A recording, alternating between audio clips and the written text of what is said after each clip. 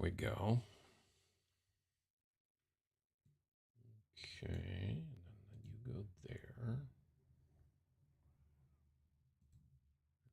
This needs to be smaller. Okay, but not that small. Cool, that's good. And then I need to pop out the chat. Move that window over here. Switch over to live chat. I think that's everything. Hope you folks are doing well. It is a bright sunny day here, and it is maybe going to hit 50 degrees Fahrenheit, so that'll be lovely. Robin, how you doing? Greeting nerds of the High Council, sure.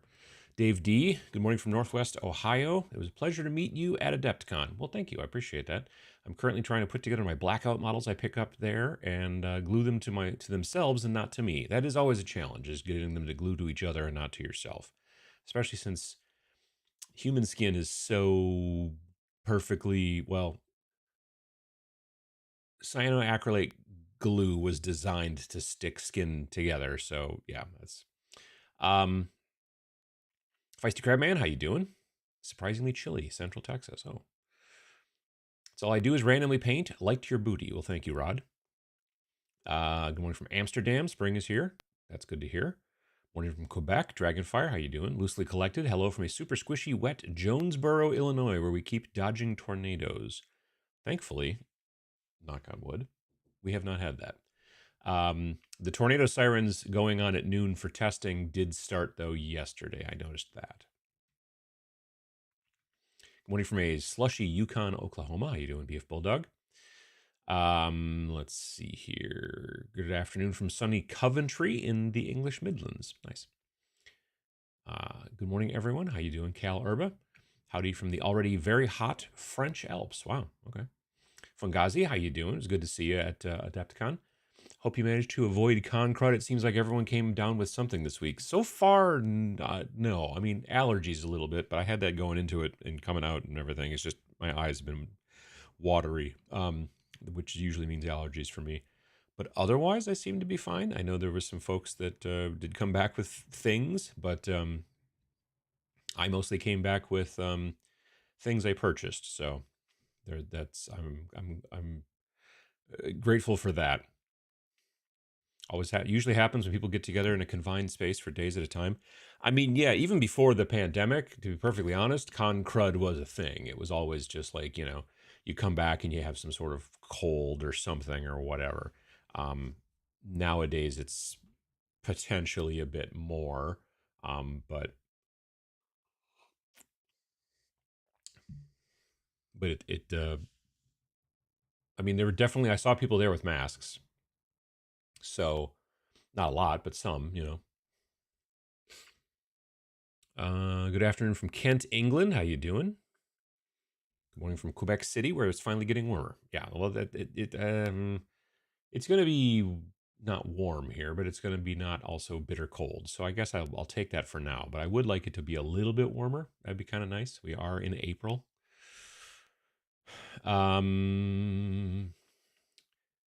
Let's see here. Seems like COVID is back around here. I only know one person, I think, that came back with COVID. But yeah. Good morning, Uncle Adam and all from cloudy Boston. Nice haul from Adepticon. Honestly, I think I've brought back more. And I've seen pictures of people who share on the Facebook page for the I'm going to Adepticon Facebook page or whatever it's called. I saw people who brought back more, certainly a good deal more. So, I feel like I was a touch restrained this year, which is probably fine. Ralph Hodge, how you doing? Motor Breath Jazz, hello. Squadles, that's a fun word to say. Tucson, Arizona, checking in. Happy Sunday. Happy Sunday to you. Good evening from the Philippines. Just got done with 2-day gaming convention. Ran painting demos on both days. Well, that's a good thing to do, is to run painting demos at conventions. And it sounds like you had a good time. I hope you had a good time. Howdy from Texas. Finally cut the stream in time. That's good to hear, Normand. dreary day/week in East Texas. Well, that's a bummer. Red Letter, good morning. Cliff the Hobby Geek, hello from Santa Cruz. A cool 48 here. What is it here? It's 37 here, but it's supposed to hit 50. So we'll see how that goes. Blue 9, howdy. Morning from a cold and rainy Connecticut. I applied Band-Aids due to and over an excited kitten about 10 minutes ago. Applied Band-Aids due to and overexcited. Oh, sure. Yeah, no, I just discovered a scrape on my arm. I don't know if you can see it. It's fine. It's just a little scrape, but I'm like, where did that come from? I mean, I know it came from a cat, and it was probably Rex, but it could have been Margot.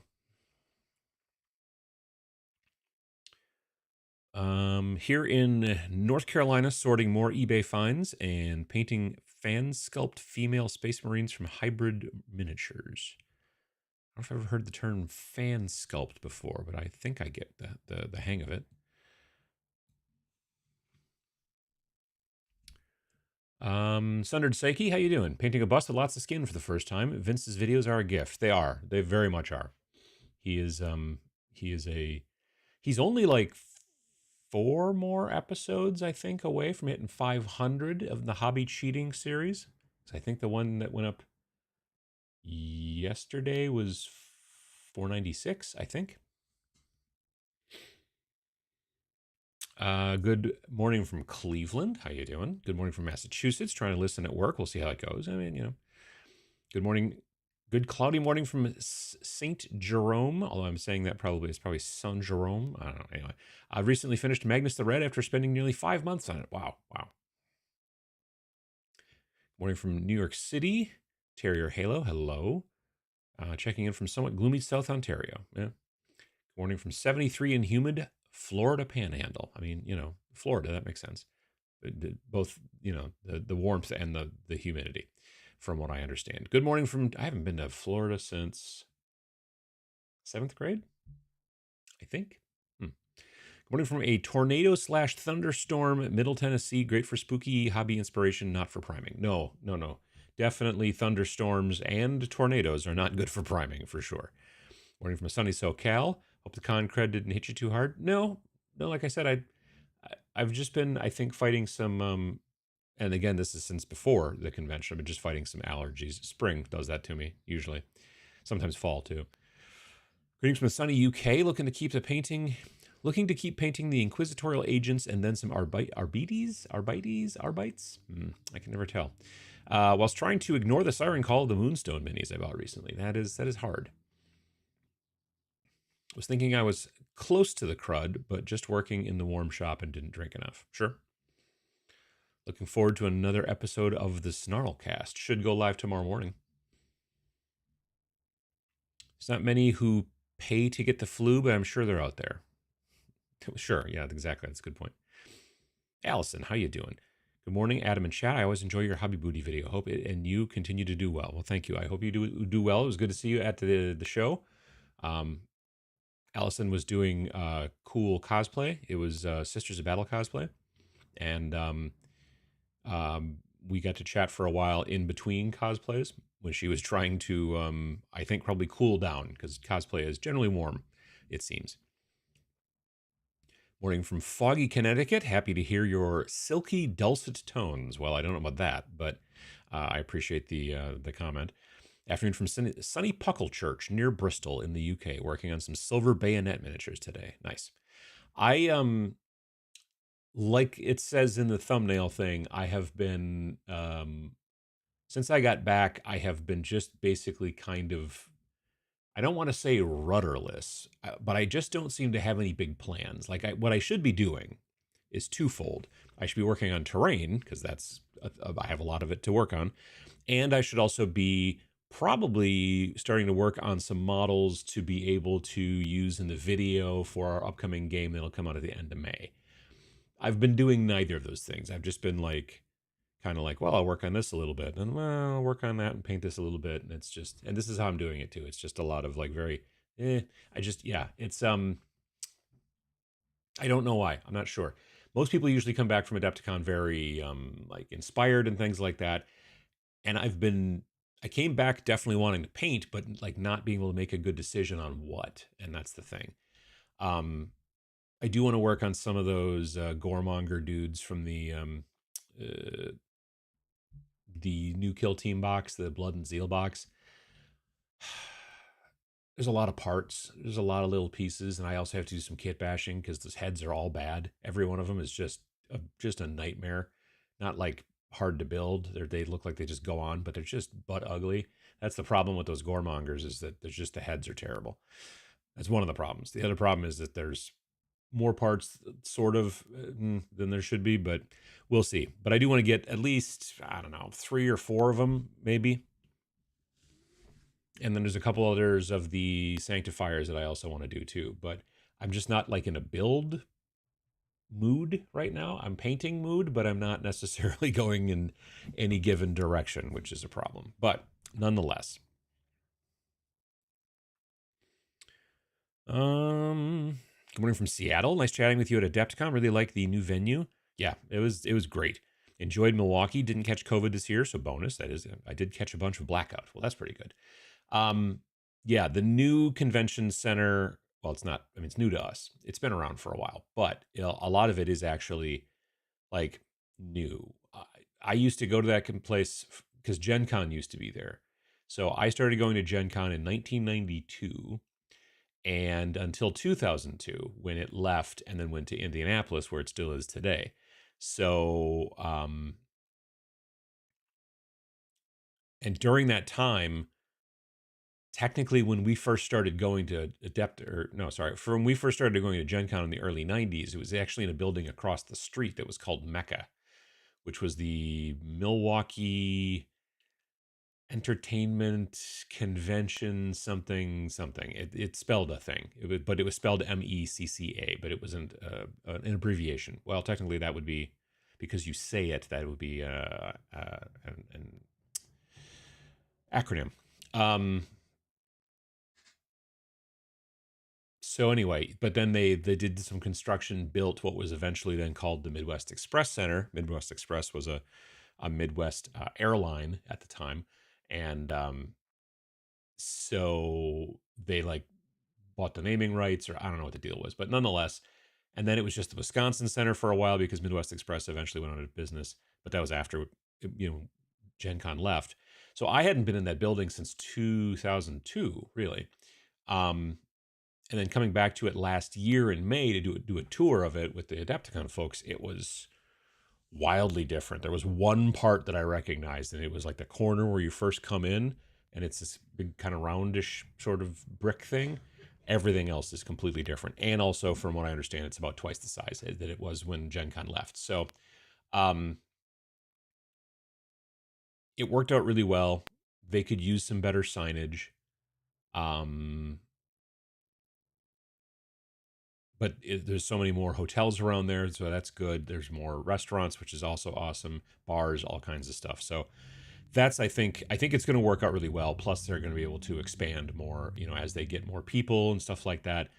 I've said this a bunch of times.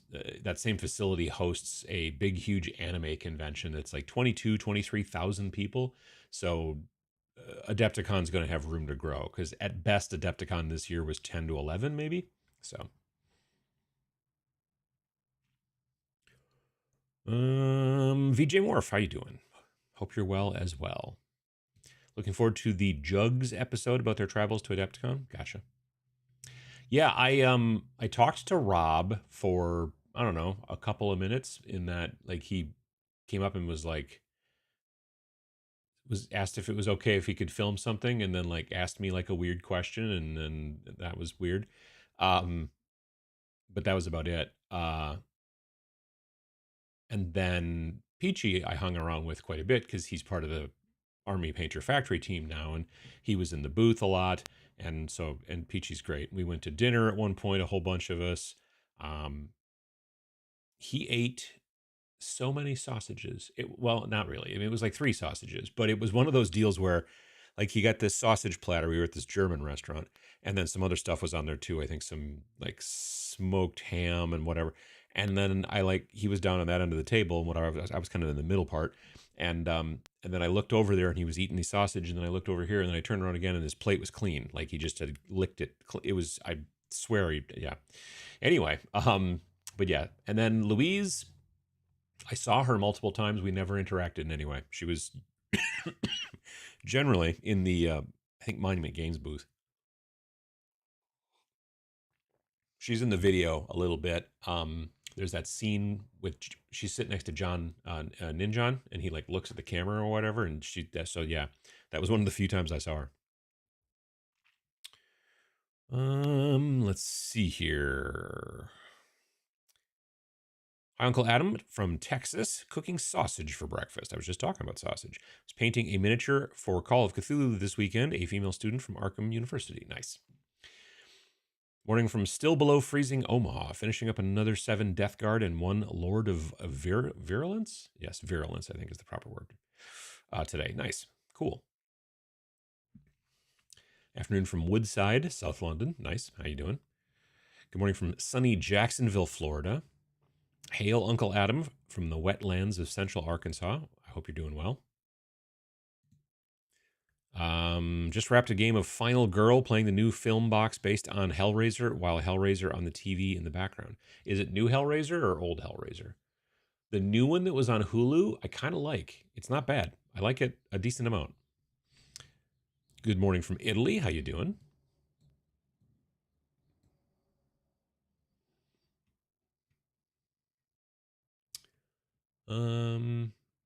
Well, now I've gone not back far enough. There we go.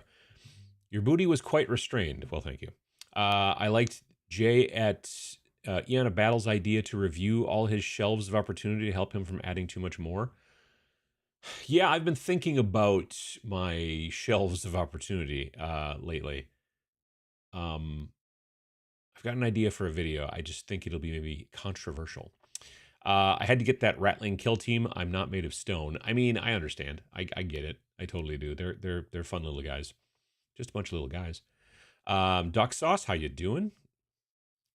Dave Parrott, good afternoon from a sweltering Ireland. Time to build an OCARC spearhead. Oh, nice. I had an OCARC, I still do too, but I have an OCARC Warcry warband, but I don't have the spearhead. And I don't think the guys that I have that are in my warband would necessarily, for Warcry, would necessarily get used in a, I don't know if they would, I don't know if those same guys would be in the spearhead as well. I guess I could take a look. I was bummed to see that they didn't mention Warcry at all during the preview thing on Wednesday night during AdeptiCon. So there's a part of me that wonders and suspects that they're probably done with Warcry, because several things. Number one, other than mentioning a single Warcry miniature on, like, right towards the end of the year on Warhammer Community, and it was just in this thing that was just like, here's the best miniatures of the year, you should vote on one, why not? They haven't even used the word Warcry on Warhammer Community since sometime in September of 2024. So they haven't talked about Warcry at this point for, what, 7 months, something like that, maybe more. So that's the thing. Secondly, this summer would normally be probably 3rd edition Warcry, because, you know, we all know how to count to 3, and for most of the games that they make, they do have a tendency to make, you know, new editions every 3 years, come hell or high water. Now, there are exceptions. Blood Bowl is kind of an exception. Necromunda is kind of an exception. But here's the thing about Necromunda. New Necromunda stuff just keeps coming out. They just keep just putting it out there, whether people like it or not, I think. Like, just weird, like, just weirdos, you know what I mean? Like, it's just like, oh, here's this weird resin guy that's he's the guy that holds a stick with several TVs on it, and you use him in the game for something, I don't know what. But yeah, there's a lot of weird little dudes that they make for Necromunda, and they keep that moving. They do kind of the same, but to a lesser degree with Blood Bowl. But like, they're never probably going to come out and go, oh, hey, guess what? We canceled Warcry. They're just going to just stop talking about it, and then, like, kind of hope that none of us realize it, I guess. I don't know. It's kind of like when I was a little kid. When I was a little kid, you'd be up a little bit past your bedtime watching TV, and your parents are there because you all used to watch TV in the same room or whatever because we were old.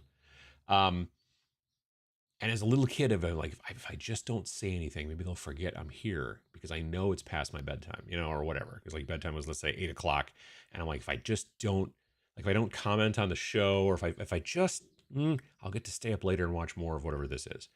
Um, I don't know, Knight Rider. I think Knight Rider was on earlier than 8. Anyway, my point is that I feel like GW kind of does that. They're like, if we just don't talk about Warcry, they'll all forget. And I'll be like, well, all these boxes on my shelf say that's not true. But yeah, we'll see how it goes. But I don't have good hopes for Warcry at this point.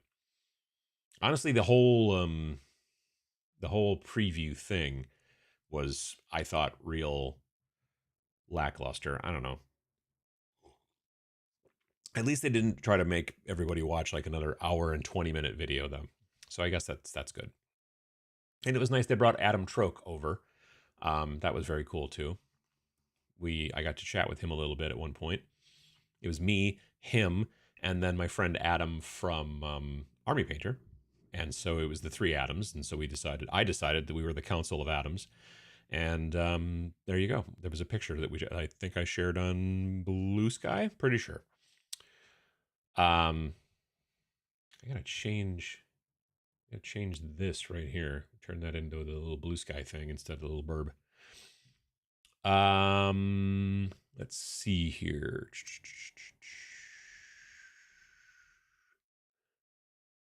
Where am I? Rattling Kill Team, Swelterling Ireland. Got me all G'd up to finally do my Cenobite Rain and Hell faction. Nice. Have you played much Flames of Orion yet? Sam and I have played, but it was a while ago, so it was the older alpha test rules. But I haven't played the new like finalized rules, which I would show you, but they're in a bin in the in the dining room, along with the rest of my Adepticon stuff. But I like it though; it's cool. Building my Red Harvest terrain from Augusta, Georgia, watching the Masters crowd roll in for the week. Oh, for the golfing. Sure, yeah. Afternoon from finally sunny Wiltshire, UK, working through 20 Necron Warriors assisted by a very keen 3-year-old. Well, I mean, that's not bad, right? I've watched 3 people do Con Hall vids, and 2 of the 3 said they were trying to restrain themselves from buying an Adepticon. I mean, I think Adepticon did just fine. Sales, I think, were pretty good. Sales were pretty good for Army Painter, from what I understand. The bag that I did with Battle Foam, they brought 100 of the bags, and that sold out. So that was awesome. Thank you to everybody who bought one. I think they still maybe have some left on their website. Beard is getting weird. I think they still have a few left on their website. I saw an email yesterday that said they had like 20 or something left, I think. So if you're interested and you haven't, purchased one, they will be gone soon, hopefully. Well, I mean, there's only so many. I wish we could have them available forever for everybody, but that's not, we live in a finite reality. Nonetheless, that being said, if I had to guess, I would say probably that if you're watching videos from creators who are like, oh, I'm trying to be a bit restrained, it's probably because they already have a lot of stuff already. And they're like, But there are a lot of people who aren't, video creators who show up and who are like, this is awesome, and I really want to buy a bunch of stuff. And that's also good too. So, yeah, I don't know. Like, I was a bit restrained in that I have a lot of stuff already on shelves, and I have a lot of projects and irons in the fire. And so, but if I saw something super cool, I was still like, well, I'm going to, I got the, this thing. This is from Army Painter. I think it's a convention exclusive. They worked with Game Envy to manufacture these, and they're paint cups, but they're travel ones, and you can pop them open like this, and then you have these kind of like, you can set your brush across there. I don't have a brush here on the table, which makes sense because this is not where I paint. And then there's little notches in every other one, and that's for like kind of pointing your brush through. You pull through there and kind of point your brush a little bit, and then it also comes with this little thing that says Army Painter on the bottom as well, and it's a little rubbery doohickey which you put in there. It doesn't float, and then you brush off your bristles in there and everything like that, but it also closes up and you can take it with you if you want to. That was kind of neat. So there was little things like that. So yeah, that was fun. Let's see here. Hi from Oswego, Illinois. You always say that meeting folks is a highlight of cons for you, and that people should stop and say hello. My wife and I did just Saturday night at the. My wife and I did that Saturday night at the hotel bar / lounge. Did you guys buy me? You guys bought me a shot at some point, correct? I think so. I think that's what that was. I think that, yeah, because we talked for quite some while. If I'm thinking about who I'm thinking about, it was you and me and Adam and Phil. I think we were all in the Hyatt Regency Lounge. Yeah, that's. I'm trying to remember. Like, where did we stay? Hyatt Regency. But it was good to chat with you. Yeah. I enjoyed your video about your booty. The walls and gates you got that are pre-painted look really cool. Yeah, a lot of the stuff. So Hex Tech is the like brand name of that stuff, and I believe it's Thunderworks Studios is the name of the company that designs the stuff, and then they're working with Gale Force 9 / Battlefront, because Gale Force 9 got bought by Battlefront some time ago, I believe. And so, yeah, they've been making a bunch of cool little buildings and all kinds of different stuff like that. There's a lot of things that company is, I think, very smartly making for the 6mm scale mech market. Because the thing is that I think you could probably use a lot of that stuff also for, I don't know, probably what's Legion and Imperialis or whatever it's called. You could probably use it for that stuff too. That'd be pretty cool. Well, I still can't play Old World. I miss the less detailed, older model style. Plus, while expensive, you get a ton of models in the box sets. Sure. Let's see here. Working on wave 2 of the Trench Ghost, so I can release the models to the community. Trench Crusade has got the sauce.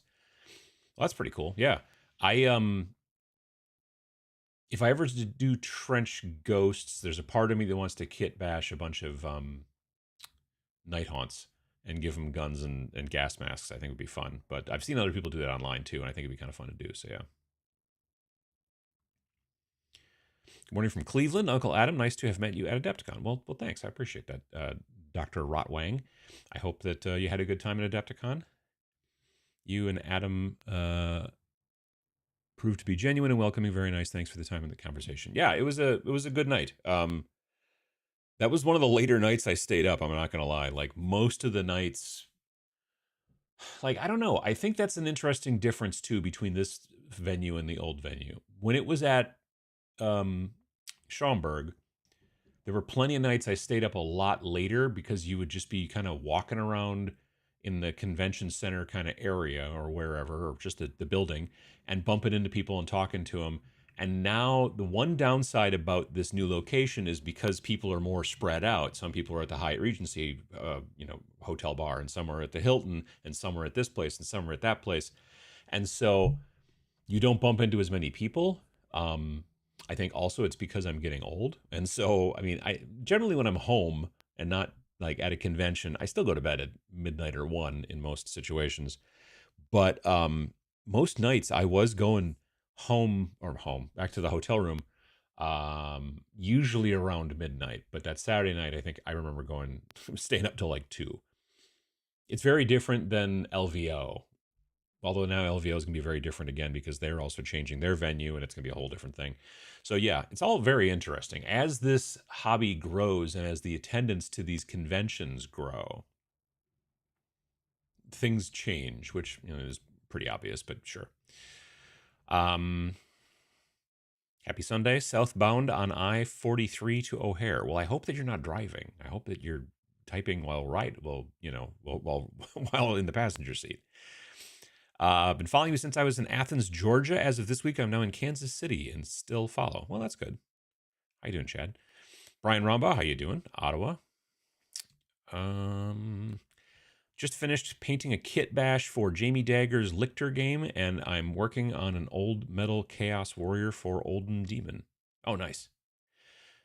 Yeah, so the Olden Demon competition is, I think it's run by the Hive Scum guys, or the at the very least, it's run by like In Rust We Trust, I suppose, or whatever. But yeah, it's those folks, and it's basically it's a painting contest, but it's got to be. I don't know what the date is. Like it can't be a model newer than 1995 or something like that. I don't know. Um, but yeah, morning from San Juan, Puerto Rico. How you doing, Sergeant Major? How you doing? Been playing Final Girl a few weekends in a row here while the wife is vacationing over there. Had I not had that, I probably would have backed that miniature horror game, Don't Look Back. Oh, yeah, yeah, that's from Blacksite Studios. I did go by their booth a couple of times. It was interesting, too. Blacksite Studios had very little. Like, when they first started out, they were known for MDF terrain, and they had almost no MDF terrain in their booth. All the stuff that they brought in their booth was their games. You know, like Lunar. They had a big thing for Lunar. They had stuff for, I don't know, some of the other games that they do. The new one is Hemetsu. I think I'm saying that right, but I'm not sure. Which is like a Japanese, like post-apocalyptic, maybe like samurai era kind of type game. Um, but I was surprised at how they just didn't really have a ton of MDF terrain. I was like, that's weird. They had some that was like way down on lower shelves and stuff that I did find like around the corner or whatever. And then I was at the Death Ray Designs booth, and all they were selling for the most part was just Steel Rift, and again, didn't really have much in the way of the MDF. And I thought that was interesting. And I was talking to Austin from Death Ray Designs, and I was like, you guys didn't, I mean, you're still making it. He's like, oh, yes, we still make it. Sure. I'm like, but you're not bringing it to the show. He's like, well, it doesn't necessarily sell as well as the games do. Like it's not like way behind, but the games sell a little bit better. And also the games are a lot lighter. And I was like, that's a good point, because I guess if you were to go real heavy and fill your car or your trailer or whatever full of MDF buildings versus the kits, and they're all flat pack, versus that same volume but in games and miniatures and such like that, yeah, you have to worry less about your trailer, because MDF is heavy, like especially when you have a bunch of it. It's not light. So that was interesting. I think it's interesting that two of these companies that basically have started predominantly as terrain companies making laser cut MDF have now moved fully into like game stuff and do a lot more of that and bring more of that to shows and probably sell more of it to shows for sure. But it's interesting.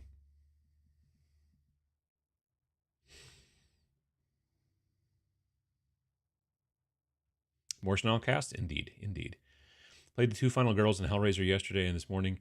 One loss and one win. I think it's pretty neat. That's cool. Good morning from Tinley Park. Getting ready to build the Skaven faction from the Skaventide box. They were fun. I did the Skaventide spearhead of the Skaven. And they were good. Greetings from Arkansas. At least the tree missed the house by 3 feet. Oh, that sounds. I mean, I hope that it. I hope that things are. I hope that it didn't wreck anything. I mean, if it missed the house, that's good, but it could land on something else. I hope everyone's okay. Good morning from Newburgh. We've missed almost 2 years of live streams due to work, but I watched all of them live before the career change. Glad to be able to watch live again. Well, absolutely, Indirect. Watching you on the phone and snooker final on the TV. Beautiful 80s today outside and 76 inside with no pollen. Well, that's pretty good. In the middle of painting my Halo Flashpoint minis, having a little trouble with painting motivation. My head keeps telling me to paint, but my body isn't cooperating. How do you get motivated to paint? Yeah, I mean, I've made videos about that in the past. It kind of depends. I've found sometimes if I lose motivation to paint, why am I way over here? I feel like I'm in the wrong spot. If I lose motivation to paint, sometimes then what I do is I start working on building. So sometimes I'll switch to build mode. Other times, if I'm just like not in the mood for miniatures, then I work on terrain or vice versa. Um, Generally, I don't have a problem. More often than not, the reason I don't get to paint as much as I want is because of everything else I've got to do. Like the channel and now the podcast and the game company and all that kind of stuff. And there's times that I'm just like, and helping my mom and doing things like that. It's more often than not like I would like to paint more today, but I can't, or I'm going to get a little bit of time. And I mean, a lot of people have got, kids and 2 jobs and this and that. I don't have any kids. I got 3 jobs, but I do have a bunch of cats, and one of them is a real jerk. I'm just when we first got Rex, he would wake us up early in the morning all the time, and he was a real jerk about it. Like he would like real early, and then he kind of got over it. And we're like, oh, good, because he's getting older. Not he's now at this point he's not quite 2.5, but when we first got him, he was less than 1. So we're like, okay, as he's getting older, he's calming down. And now we think it's maybe not true, and we think maybe spring is what was doing it because yeah, he's been a real jerk again, waking us up early in the morning and jumping up on the dresser and scraping the walls. Like he loves to just get up because we don't have like a headboard on our bed or anything like that. So he'll just stomp up the bed and then he'll just reach up and just scrape on the walls and like right next to our heads. And I'm like, wow, what? And it's not like he wants anything as far as we can tell. I mean, he probably wants to get fed, but there is food in the bowls. And if you start feeding them when they do that, then they'll be like, oh, cool, this works. And then they'll keep doing it. Or they'll be like, but I'm kind of peckish at 3 o'clock in the morning. And yeah, he's just been a jerk lately. So,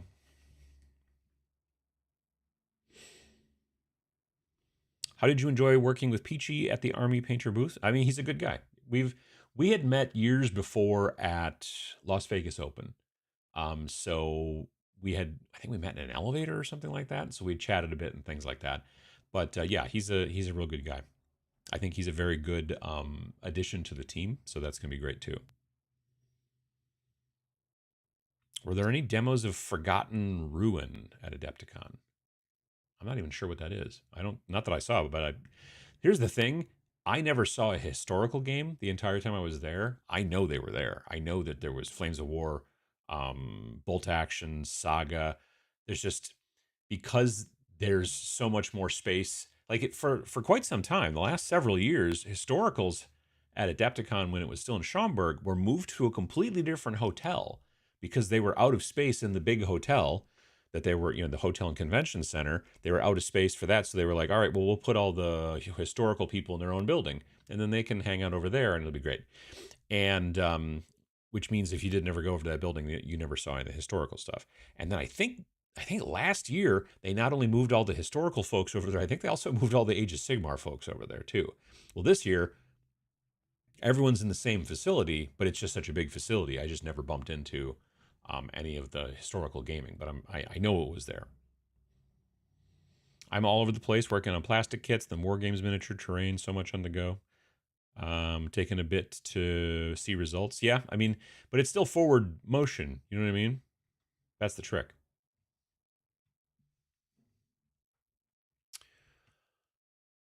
Where are we? It scrolled and then we're someplace else.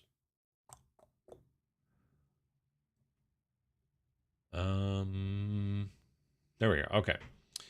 I'm working on some Necromunda Ash Wastes habs and packing boxes. Those habs are cool. I like those habs. To move to, and packing boxes to move to a new apartment. I get you. Excited to put together my new hobby space. Yeah, that sounds fun. Morning, Adam. Loved your booty video from Adepticon. Happy Sunday. About 50 in Hamilton. Nice. Did you try painting on your FDM upscaled Warmaster miniatures? Did you try painting on your FDM printer upscaled, or printing on your, have I tried printing upscaled Warmaster miniatures? I haven't. I don't know. I'm only vaguely aware of what Warmaster is. They print amazing. It's mind blowing. If you don't, Sculptor can provide files to test. Did you find a favorite restaurant near the venue? No, not necessarily. That said, in the venue, they had like these tents kind of set up in there that had like different food going on. So there was like a sushi place, there was some sort of Chinese food place, and then there was a couple more, but then one of them was a Filipino place. And I went there one day. I was like super hungry. It was lunchtime or whatever, or maybe a little bit after lunch. And I had not eaten and I was getting real hungry and sort of woozy. And they had the shortest line. So I'm like, well, I just need to eat. And so, and I've had some Filipino food before. There's a Filipino restaurant here in town, but I haven't been there in a while. And so I just am like looking at the board with the menu stuff on it, and they have this stuff they just call hot chicky, and it's basically kind of one of those cardboard little bowls, kind of. And then it's just like rice and then marinated chicken and then like I think it was pickled onion and then some green onion and then some sauce and just blah blah. And I was like, yeah, that sounds fine, great. And it was so good. It was just so good. Everything about it, it was honestly one of the better things that I might have eaten the entire time I was there. So much so that like the next day or the day after, I'm like, I'm gonna eat that again. And so I went there again. So yeah, that was not very far away. That was right there in the building, but it was delightful.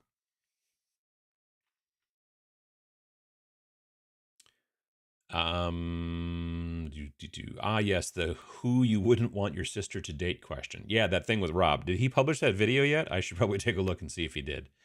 But yeah, it was an odd question. I did not expect when he was like, so which other YouTuber would you not want to date your sister? And I'm like, what? So yeah. Good morning from Molly. How you doing? Was there a language barrier with Peachy? There was not. No, he was. He speaks English quite well. Um, let's see here. Peachy can inhale sausages at will. I mean, he could eat. Just finished one of the Hazegwa Mac kits. Good to catch you live for a minute. Happy time of day to you all. Indeed, David. Speaking of sausages, hottest take, sausage is better than bacon. I understand if everyone hates me. I also love elves. I'm a monster. I don't disagree on the sausage thing. Still not an elf fan, but if I have to go between bacon and sausage, in most situations, I prefer sausage, I think. So bacon can just be so salty, and I'm just, eh. And again, I think it's American bacon. We make our bacon super, super, super, super thin here for some reason, and it's got to be super weird and crispy and get stuck in your teeth. On other countries, I think bacon looks a little bit nicer. New Hellraiser is the best one since the first two. I liked it. The Hulu version or whatever. I had so much dice for the last attack. Rolled 2 stars. Oh, gotcha. That's cool. This was at Mater's. Yeah, yeah. So there's a old German restaurant. Well, old for America. There's an old German restaurant in Milwaukee. It's been around since 1902, and it's called Mater's. And it's a German restaurant. It's quite nice there. It's fancy, kind of fancy. I mean, they don't make you wear like a tie or anything like that, but it's a cool place. And I had walked past it over and over and over and over again back in the day going to Gen Con, but never went there. And because at the time, especially back then, like it was like, I don't have that kind of money. And it wasn't that expensive technically. I mean, it was not cheap, but it wasn't that expensive. But back in the 90s, I was a, well, and technically, yeah, when I first started going to Gen Con, I was a college student. So yeah, you're like looking for a McDonald's instead of a, fancy sit down German place. But yeah, it was pretty good. I had the sausage thing that, because I ended up going there twice. So I had the sausage thing that Peachy had on when because the first night was not Army Painter dinner. First night was me and my friend Emily and my friend Eric and Ninjan and Sam, and I think that was all of us. Yes, I believe so. And so I had the sausage thing then, and then the second night I was like, well, I'm gonna then because so we had already planned to go there, and then later on, I found out the Army Painter team was doing a dinner, and I was invited to it, and it was at the same place, but it was the next night, so I ended up going to Mater's 2 nights in a row. Anyway, the second night I had something else. But it was pretty good too.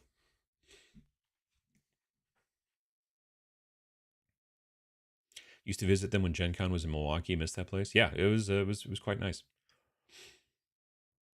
They have a giant chair in the lobby, like a big fancy chair.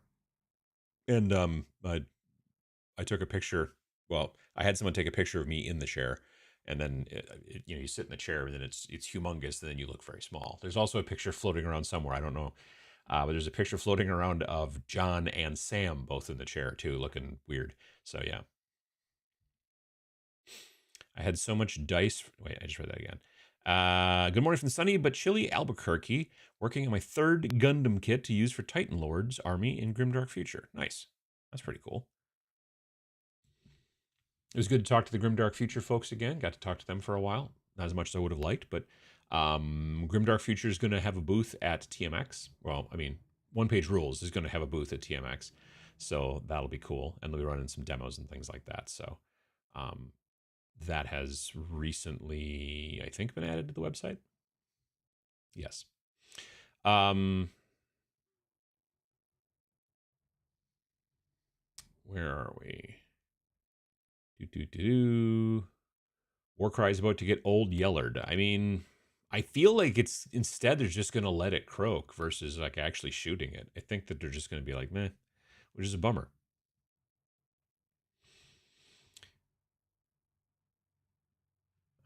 Good morning from a cold and clammy Columbus, Ohio. Indeed. I think it's safe to say Warcry is done. They are pretty much bringing out all the new Age of Sigmar minis and Spearhead boxes now, so no real need for another fantasy minis avenue. But except that they need a fantasy minis skirmish game. I really think that they do. They need a kill team but for fantasy, and I don't think Spearhead is it. Like they've got 40K and then they've got Age of Sigmar and then they've got Combat Patrol and they've got Spearhead and then they've got Kill Team and then like I said, they had Warcry for some reason. They don't want to do it anymore, and I don't know why. I'm assuming it must not sell well. So they're going to have to figure something else out because I think they're going to still want to have a fantasy skirmish game, especially since now more companies are starting to do that, just skirmish games in general. They're going to want to be able to still hold on to that market to some degree. If you're looking for something else to play right now, if you've got Warcry stuff or whatever, and you're like, but I can't, or what, and you want to find a new game, Age of Fantasy Skirmish is probably the way to go. It's basically the Grimdark Future Firefight, but for fantasy from One Page Rules. I would tell you to go take a look at that. You should be able to take most of your Warcry models and just drop them right into that game, and it should work out just fine.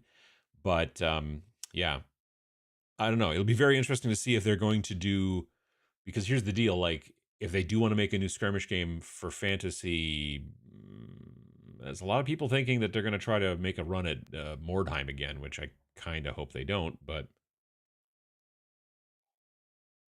I mean, in the grand scheme of things, if they make cool new models and they make some cool terrain, the Mordheim community could take those and use them in regular Mordheim. You don't obviously have to keep, play the new stuff. But if they did make some new stuff that you could buy if you wanted to, But man, there were some gorgeous looking Mordheim boards over there in the Grimdark alley. They were super nice.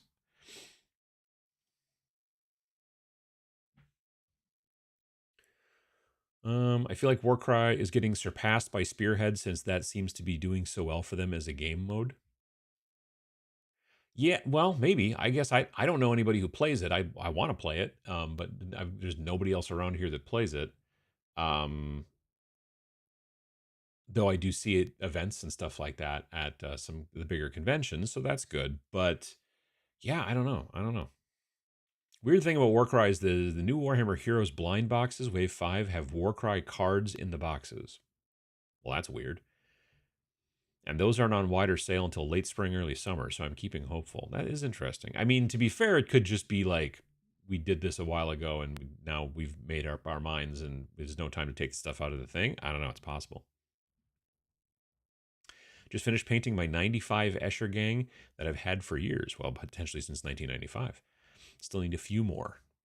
Goodbye, Warcry. Hello, Kings of War champions. Well, there you go. Hello from Portland, Oregon. I'm working on a dedicated Rain and Hell board. Nice. It's good to hear. Greetings from Hungary. How you doing? Happy Sunday. I'm loving your podcast with Vince Venturella so far. Well, that's good to hear. I appreciate that. It's interesting. I was looking at the numbers for like downloads and views and stuff like that. So on YouTube, the first episode has got like 5,000, 5,100, something like that, downloads. And then there's like second has less, has fewer, third has fewer, and fourth has like, I don't know, 1,100 so far. But if you look at the like regular audio podcasts that are not YouTube, I can look at those stats through a different app that we use because we host our podcast, the audio portion only. We host that through Podbean. Anyway, when we look at the thing on Podbean, what's interesting is that all four of the episodes are much closer together in downloads. Instead of being like a literal almost 5-to-1 kind of difference from the first one to the fourth one, the first one and the fourth one have nearly the same amount of downloads, and then the second and third have slightly fewer, but not by a lot. And I'm like, well, that's weird. I wonder why YouTube has got so many more people listening to the first one than are listening to the fourth one, but on the audio version, they're like almost the same numbers. It's very strange. So I'm not sure what that's all about. But I'm glad you're enjoying it. Thank you. We can say the preview was a bit white. You can say the preview was a bit white. Was it white? I guess I don't know. Pale, maybe. I don't know. I like some of the new Old World minis they showed. I'm sure I can find a game to use them in. A lot of people went on about that cafe stuff, but I didn't really. It wasn't for me. Just picked up the OCR Bone Reaper Spearhead since my wife finally agreed to play Rain and Hell this coming Tuesday. Any recommendations for what philosophy they'd be a good fit for? I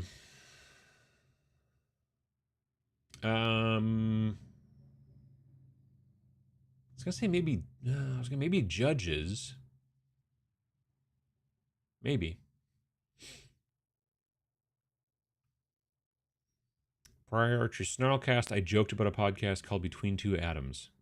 Well, I mean, sure. If it was me and Adam from the Army Painter.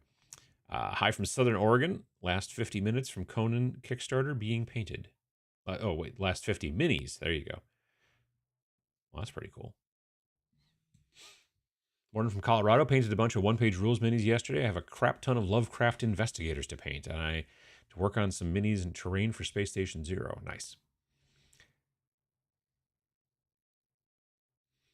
I love that he takes time to read and respond to the whole chat. Creator of quality. Well, I don't know about that, but I do try to comment on most everything if I can. Last year, they removed a ton of Warcry teams, and it would be weird to not continue the game of those changes were also made, but you never know, I guess. Yeah, that's the thing. Like, they went through all that stuff, and they were like, well, these are going to be good for a year, and then these are going to, get cycled out, and blah, blah, blah. And then we haven't heard anything since September, and I'm like, it's just really weird. I don't know. Any idea on how much Kill Team Typhon will cost? No, I have no idea. Hello from sunny Edinburgh, Scotland. Today I'm building some terrain that will hopefully see use in Moonstone. Nice. In my mind, Moonstone is like little cottages and stuff like that, right? Well, I mean, trees, probably. Rocky crops, things like that. Just painting some undersea baddies for D&D tomorrow night, enjoying the sun in England while it lasts. Nice. Kelly, how you doing? The pollinating is underway in Georgia. Stay safe out there. Oh, yeah, that's what I hear. Sunny South Wales, just starting a scratch build heavy hauler shuttle for Stargrave. Nice. When you already have 2 lifetimes worth of hobby ambition piled up, you need to be discerning about your purchases. You're not wrong. You're not wrong at all. You need to go back to selling some gray potential, starting doing some really basic math on what an hour optimistic per model would leave me in painting time. Heat death of the universe may come first. Yeah, no, I know what you mean. I've been thinking about that too. Like, I've been thinking about, for a while I bought a bunch of Star Wars Legion. Now, Star Wars Legion, it seems like AMG, Atomic Mass Games, is definitely still leaning into Star Wars Legion. I was a bit concerned there for a minute that they were going to be like, nah, Star Wars Legion. And they were going to get rid of it and just have Marvel Crisis Protocol and Star Wars Shatterpoint. but they did announce a bunch of new stuff for Legion at Adepticon, so they definitely seem to be still doing it, which is cool. Now, of course, the rules are changing again, which is it just drives me insane. These companies are like, let's just change the rules every, like, I don't know, year. Why not? Anyway, so, but that's cool that Legion's sticking around. That said, I've bought in the past too much Legion in the basement. So if I was smart, I would probably sell a good portion of it and just keep the Galactic Empire stuff, just keep the Stormtroopery, Darth Vadery type stuff, because I don't see myself starting a. I don't really see myself starting a Rebels thing. I don't think I don't believe I bought into any of the more Clone Warsy type stuff. I think I was just sticking in that one era, but I did have both Rebels and non-Rebels. Anti-Rebels. Anyway, so I might just try to sell a bunch of my Rebel stuff and throw it on eBay and see what happens.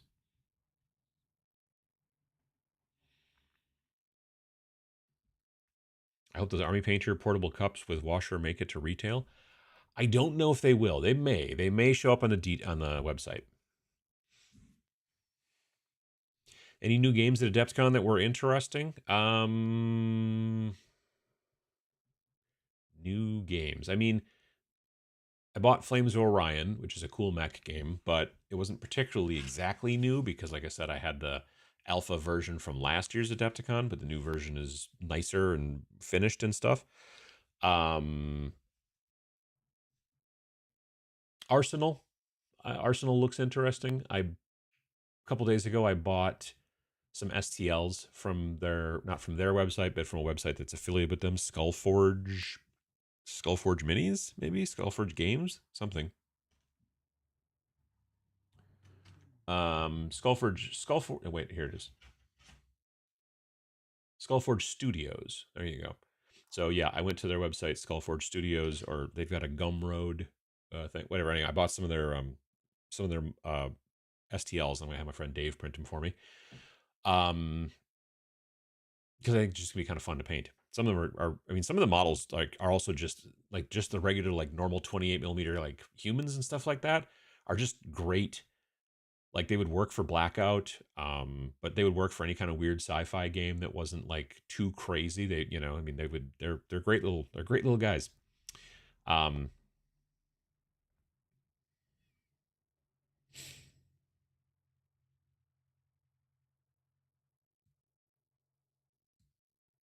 it's Regency with the shots in the chat, absolutely. Yep.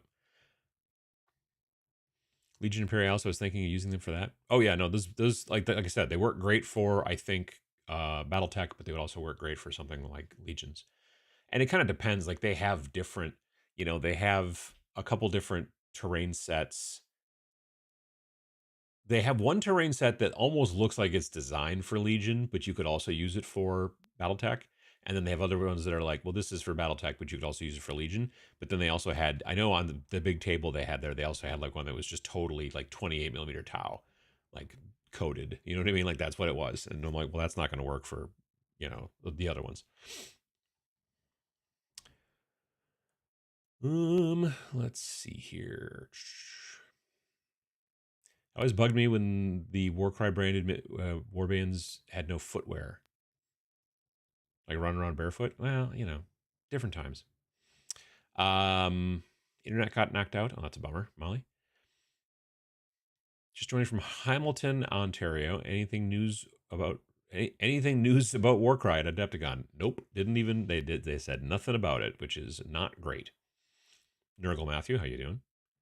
First time I could catch live stream from Tabletop Minions. Well, how you doing? The J vlog.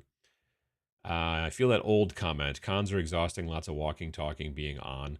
Yeah, I definitely my social battery died on me real hard on Sunday night. That doesn't usually happen at conventions. Like it usually happens when I get back from a convention. But we got done packing up the booth. The vendor hall closes at 3 on Sunday. We spent about an hour working on, taking stuff apart and packaging things up and getting ready. Then we took a break, went to the Golden Demon competition. then came back, and then I think by 5 or 6, the booth was back. Everything was packed up and it was on the truck. But there was a bunch of us, helping out and stuff like that. I'll be honest, like me and Sam and Phil, like we weren't like, if someone was like, do this, we would certainly go do it. But the people who like are employees for Army Painter like know how this stuff works, the event team, because they've been doing it. We only show up at certain shows. And so I felt like we were in the way sometimes, but when they were like, hey, can you pack these things up? We'd be like, yeah, cool. And we would do it because, many hands make light work. But I did feel like we stood around a little bit just because we weren't sure what to do in certain situations or whatever. Like, I don't want to get in Tim or Caleb's way when they know that this thing goes back into this package in this way. And I'll be like, well, I'll just put this back in there randomly. And then they have to redo it. I don't want to do that. So nonetheless, it was still a bunch of stuff and moving things around and carrying things, things that we could do easily. And then afterwards, we all went back to our hotel, and then we were going to go to dinner someplace, but like, I don't know, like a lot of places were closed or just like, so we just ordered pizza and ate it like in the lobby at the hotel. Um, and then some other people came by. Like I saw Goobertown and Casey, they rolled up at one point and were hanging out. And my friend Raven was there and a bunch of other people and stuff like that. And I just like, it wasn't that I couldn't talk anymore. I just had absolutely no interest in doing it. And I just was like absolutely like falling asleep sitting there a little bit, and also just like was not like interacting. And I'm like, I'm gonna go back upstairs. And then so said goodbyes and went upstairs. And like I said, that doesn't normally happen at conventions, but yeah, definitely social battery was dead.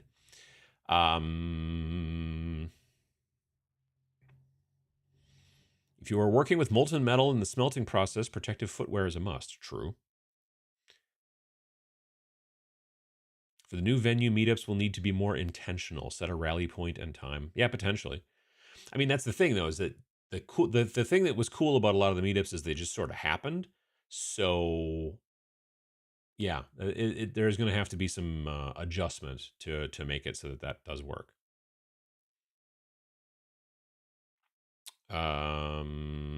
Painting Templars here in sunny Toronto. Nice. Utini, how you doing? Morning from Central Wisconsin, working on 40K 9th edition recruit box minis. Nice.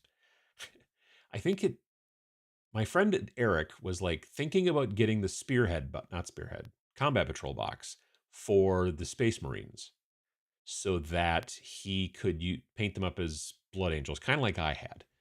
And we were talking about it and everything like that. And he was like, but it's hard to find, and whatever. And we stopped at a booth and they didn't have it and everything like that.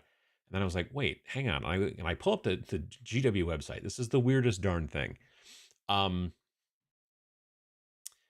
There's a starter box you can buy. I forget is it Recruit? I don't know. It's one of the starter boxes now for 10th edition. It's $112 American.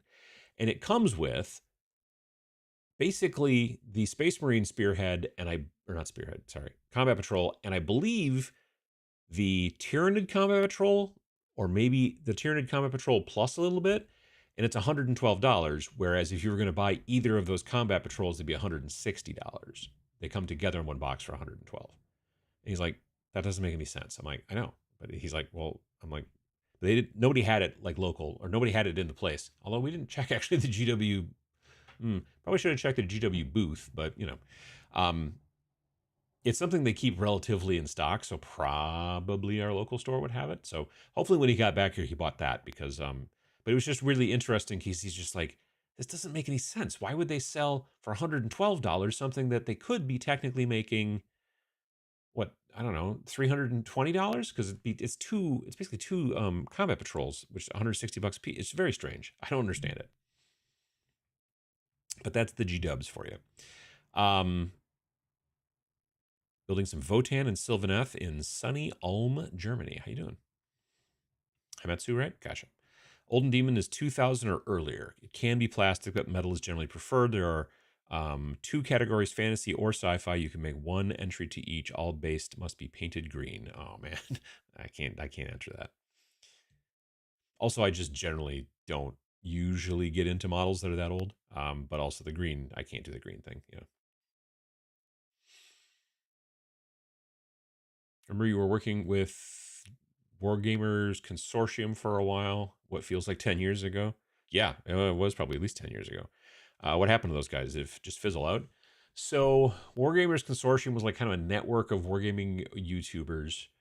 The only two of them that I know that are still doing anything are basically me and the terrain tutor, Mel, the terrain tutor, and I haven't seen him post anything in a minute. So most everybody else that was part of that group kind of just stopped doing YouTube.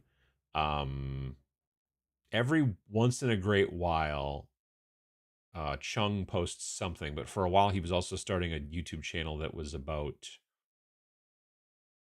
aquariums, like fish aquariums, I think. So yeah, I don't know. Um, when was the last time I talked to Chung in person? I want to say it was a Las Vegas Open, and it was some time ago, pre-pandemic, I'm pretty sure. But yeah, most of the folks that were part of that initially don't really do stuff anymore. Mario now has a company, like a side company called Mats by Mars, but they had a booth at Adepticon, but he wasn't there that I saw. I was another guy in the booth. I mean, he and his wife just had a kid not too long ago, less than a year ago, I think. So, you know, I get that traveling to Milwaukee. Um, no, I take that back, actually. Wargamer Girl, she was part of that too. That's right. She was part of that. So she's still making videos. Um, I don't know if they were at Adepticon. I don't think they were. If they were, I never saw them. So that's the same type of thing. Um, but most of the rest of the people that I remember from that Wargamers Consortium group, yeah, most of them aren't making videos anymore. Well, no, let me take that back again. Andy from 2D6, or Andy 2D6, he's still, I think, making videos. Kings of War and Age of Sigmar videos from time to time, like battle reports and stuff like that. So I guess there's more. There's maybe like four people. There's me, Mel, Miranda, and Andy that are still making videos. But most of the rest of the people that were part of that group a long time ago don't make videos anymore. This Mechanic Games, how you doing? Hametsu is a yokai hunting game. The new games are Mobile Arms and Breacher. Mobile Arms was the one I couldn't think of the name of. Breacher, I'm not familiar with. Was that a potential Death Wizard shirt on the Friday video? Page 63, Warrior Night Lady. Yes, that was that. It will be a shirt. That is a what you call a prototype at this point. And so, yeah, if I was smart, I would have worn that shirt when it was actually in the store. But you know, not exactly smart. So, but yeah, it'll come soon, and I'll post about it and all that kind of stuff. There's actually gonna be at least four, maybe five new shirts, and they'll all be Death Wizards, maybe more. Excuse me, goodness gracious. But yes, Farmington Hills, Michigan. I wish the Blackside Studios would get their print run of This Is Not a Test done so I could get my copy. I didn't realize he was going with Blackside Studios now. I mean, it makes sense, I guess.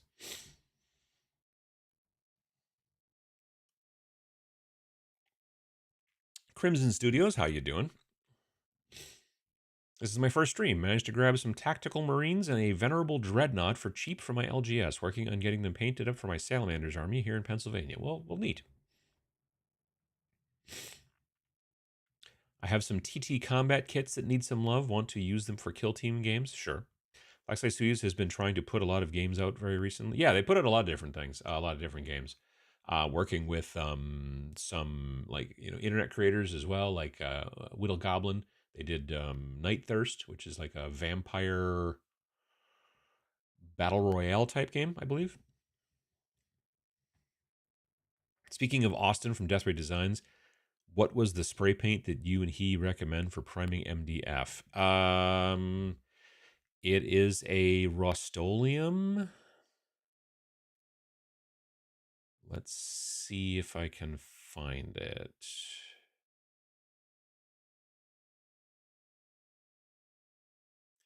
So it is Rust-Oleum Professional High Performance Enamel Spray Paint. Comes in a big 15-ounce can.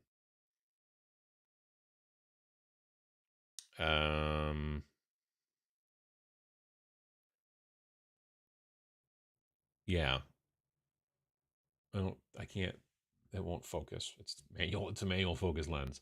Um, But yeah, if you go Rust-Oleum, the number is 7578838. I don't know if that helps at all, but it's professional high performance enamel spray. Um, and that's the stuff that they tell you to use from uh, Death Ray Designs, who manufacture and have to then paint and take pictures of and do all that kind of stuff. A lot of MDF, and they're like, this is the stuff that works best. They used to use filler primer from like Rust-Oleum, I think, as well, and now they use that. Greetings from Belgium. Recently started as a professional commission painter, painting my first commission, Deep Rock Galactic from Mood Publishing. Great man, he's nice. I always wanted to play that game, but I never did. Waiting for the Comic Patrol subscription to start shipping in Japan. Place my pre-order. Neat. 45 and maybe snow tomorrow here in the U.S. Northeast. I think we're going to maybe get snow in a day or two, too. Not like enough. Like we'll get like an inch maybe at best. So it'll disappear real quickly. Let's see here. Forgotten Ruin is a solo 5 leagues from the Borderlands game. Huh. I had no idea.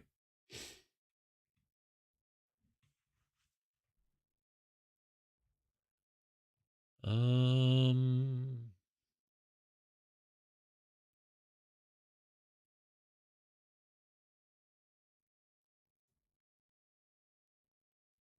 scrolling. I'm way behind.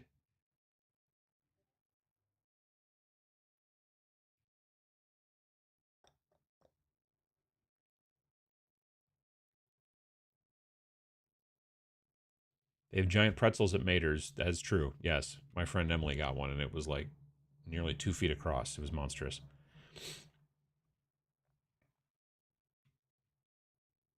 There we go. Okay. Did anyone tell the historical players the con moved? Yes. I'm pretty sure yes. Sunny and it's Sunday, but I'd rather be Sunday and sunny, but I'd rather be painting, listening to you. Well, I appreciate that. Historical games were on the 4th floor around the corner behind the ballroom. Huh. I love that Army Painter cup. Surprised it's not sold in the website yet. I think it was just because they've only got so many, and I think they're planning on taking it to shows, but I don't know if they're going to actually produce it, and all that kind of stuff. Thoughts on what you saw of the new Conflict 47 stuff? You mentioned it in the booty video, but didn't give details. So I didn't see the presentation because I was doing something else. The guy that is kind of the head of Conflict 47, his name is Pete? Question mark, I think. My friend John, who works for Warlord, is like, that's the guy that you need to talk to about Conflict 47. I was like, okay. And I walked over there and he was giving a demo. So I wasn't going to be like, hey, talk to me. You stop the demo. It's not. Yeah. So I just kind of watched the demo for a while, shot some footage. They had cool little smoke machines and it was neat. But then later on, I bumped into him, like just walking around the vendor hall. We were like both going, and then, like at a crossroads thing. And we were like, oh, hey. And then I talked to him for a while. And so, from what I understand, they're going to be moving more into plastics, which is great for Conflict 47. Conflict 47 is going to be one book. So, there was rumors going around that it was going to be a supplement and you'd have to buy the bolt action book as well. It's not the case. It's just one book. So, that's very cool. Looking at dropping it towards the end of this year, so end of 2025. Still going to use the thing with the dice in the bag, so that's cool. And that's about really, yeah, we talked about a bunch of different things a little bit here and there, but those are the big kind of takeaways. So I'm looking forward to that. I feel like they are changing things up a little bit in that old Conflict 47 always just seemed like it's still World War II, but now we have these different units. And it feels to me and I don't know if this is exactly true or not, but it feels to me as if Conflict 47, the new version, like in the marketing for it, they are saying stuff like this is the end. And it's because basically instead of just being like, oh, World War II, but with laser tanks and werewolves, it is now like this is almost like the end times. Like instead of it just being like, oh, we found some technology, we were able to update our stuff, and now we all have, power armor or whatever. It is, I don't know if there's going to be aliens or something coming from, but that kind of like rift the whole story originally of Conflict 47 is it was basically World War II. The Americans tested the nuclear bomb, and in doing that, they tore a tiny little hole, a rift, if you will, in, I don't know, reality, I guess. And there was a radio signal coming out of it, I believe, if I'm remembering the story correctly. There was this radio signal coming out of there, and so they decoded it eventually, and then it was like, oh well, now we've learned all this new stuff about technology, and then instead of the timeline then changed drastically, and instead of nuking Hiroshima and Nagasaki in July or whatever 45 it was, or was it August? I don't remember. Sorry. Instead, that timeline got moved up, and they bombed, I believe, Dresden with the atomic bomb. And then when they did that, it ripped a little hole in reality over there in Germany, and then the Germans radio, and then they learned new stuff, and then that's why you have this weird technology happening, which is why it's called Weird World War II. I feel like they're changing the narrative a little bit in the second, in this new version, which is technically, I guess, third edition, maybe. Yeah, maybe it is, maybe it isn't. I don't remember. I know it's third edition of Bolt Action, but maybe it's only second edition of Conflict 47.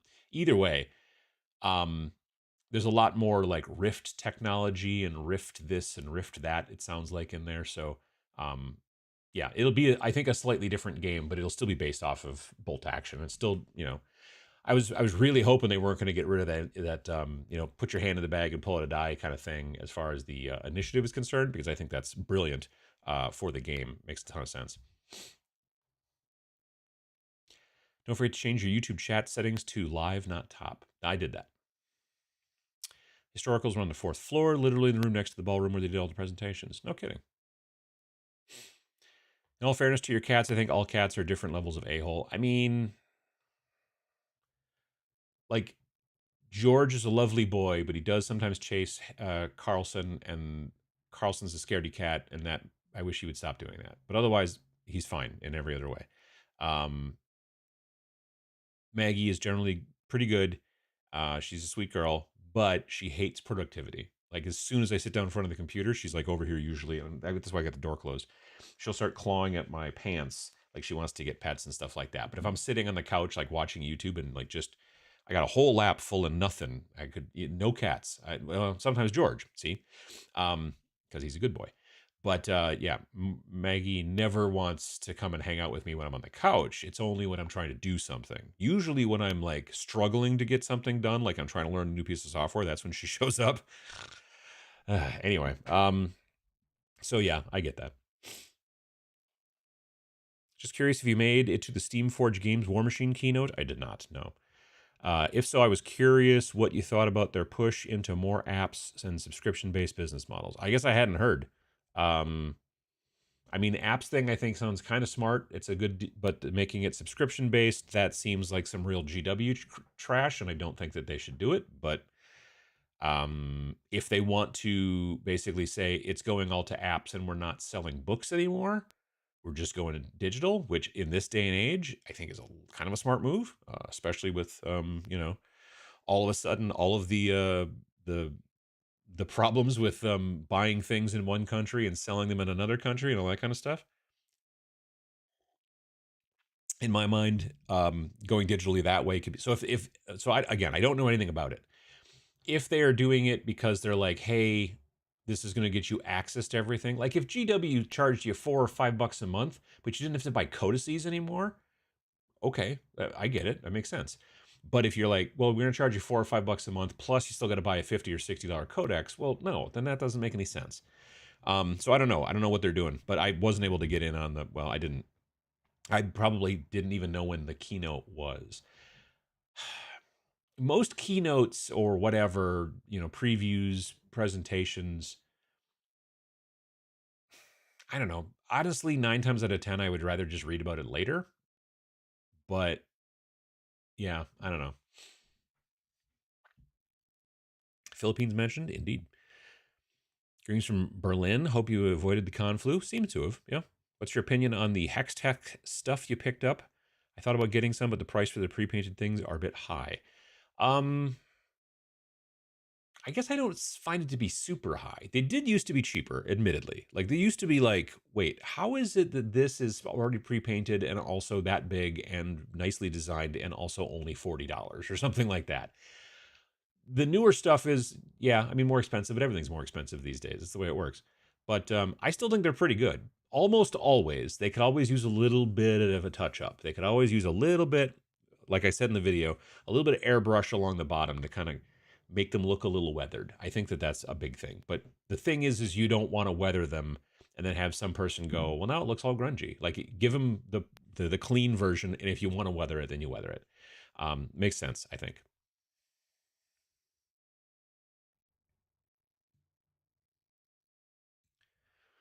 Um, let's see here. When I go to conventions, I bring my own food. I don't want to wait in line for overpriced street food.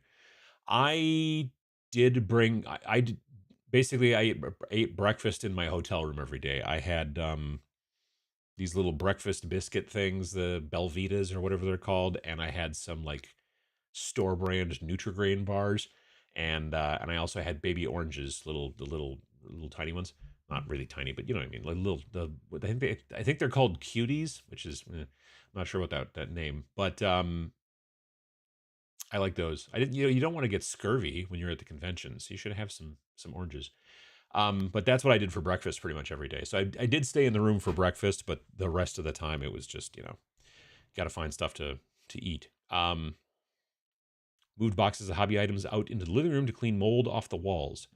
Don't want to put them all back in. I can understand that. Happy Sunday from the greater DC area, cooking some pancakes for breakfast. I hope you're all having a great day. I haven't had pancakes in forever. Give a piece a chance. Wrap sausage in bacon. Whoa. Thick cut bacon is the best. I think I would like it better. Chaos Marines are just Marines painted black. Well, sometimes there are other colors. I usually use fine sliced ham instead of bacon. And that's ham. Ever stumbled on any cool giant monster kaiju game rule sets? No. I mean, like there was Monster Apocalypse, which I guess is still technically around. There's a new edition of it, but it went through Mythic or whatever, and that's a whole thing. I think there have been some other ones, but I can't think of any off the top of my head.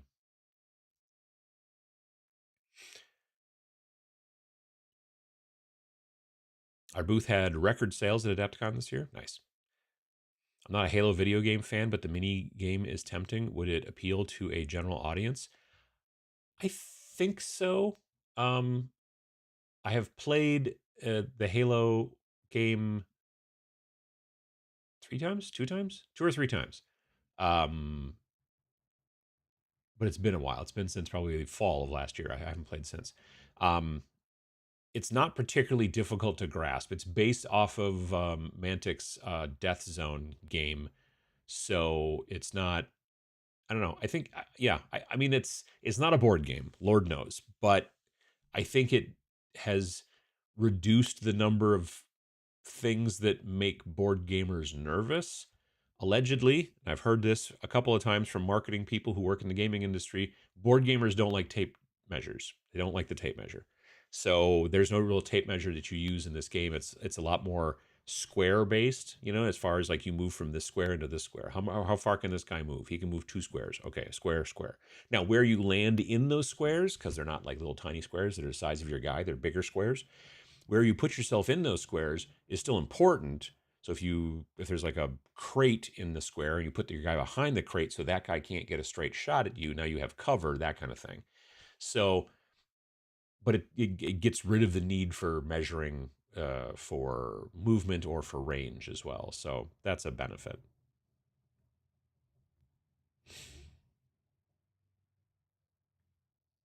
I live where the most Filipinos live in the U.S. So there's a ton of good restaurants offering their cuisine around here. Like I said, we've got a Filipino restaurant here in town, a family of folks from the Philippines, and it's good stuff. Showed my girlfriend the chair potato and told her, or sorry, chair photo, and told her it's rare for people like us to get to feel small. Yeah, that is it's a very big chair.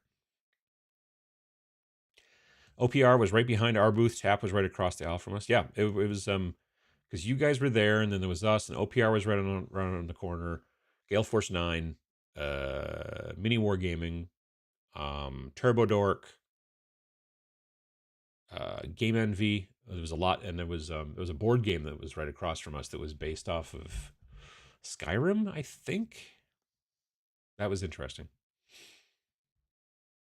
I saw the picture of Ninjon and Sam in the giant chair together. They were commenting that they were actually really tiny people. Yes, they're both so tiny.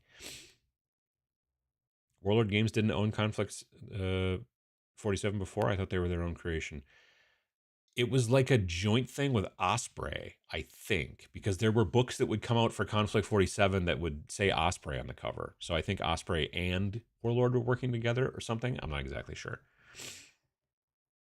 Grew from Salt Lake City and painting up a ton of squats. Squats. Warcry is probably dead. Yeah. What's your take on the state of Old World? I don't know anything about Old World. They got those square bases. Skeletons got really big hands. That's about all I know about Old World. I mean, it sounds like new stuff is coming out for Old World, so that's fun. I really like the unique kind of vibe of the Warcry models. Yeah, me too. They do support Underworlds, which is weird because in my experience, Warcry is way more popular. Maybe it's just easier to do Underworlds. I don't know. That's a good question. I know there was there probably was a Warcry championship or a Warcry tournament or something. Though I didn't see it, but I did see that there was a Warcry or Underworlds champ or whatever tournament at AdeptiCon. What if they're allowing Warcry to die in order to bring out Mordheim? That's what I was talking about before. Been out enjoying the good weather today, or does hands off interfere with the hobby? What? Maybe they think Warcry teams are mostly bought by Age of Sigmar players, while Underworlds buyers are mostly just painters and hobbyists. There's also a lot of Underworlds people who are buying Underworlds for Warcry because you could do some really cool stuff with a lot of them in Warcry.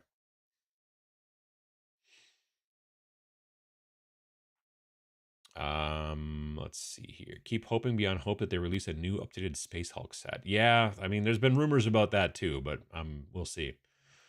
I agree that they should have a fantasy skirmish game, but they have also said that they are a minis first company. If they're putting all the resources into Spearhead box sculpts, I can't see much left over for Warcry.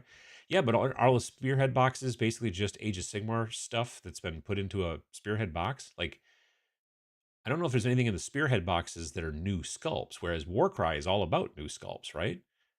Admittedly, you could also, the one big benefit to Warcry is you could also use Age of Sigmar guys and also, Underworlds guys, and then build your warbands based off of that. But they were,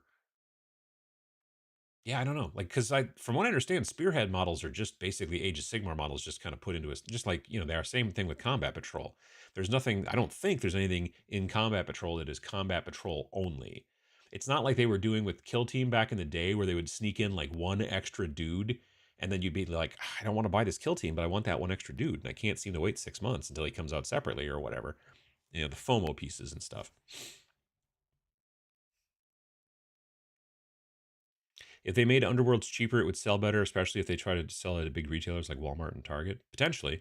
It did used to be cheap. It used to be like $60. Now it's gone up a lot.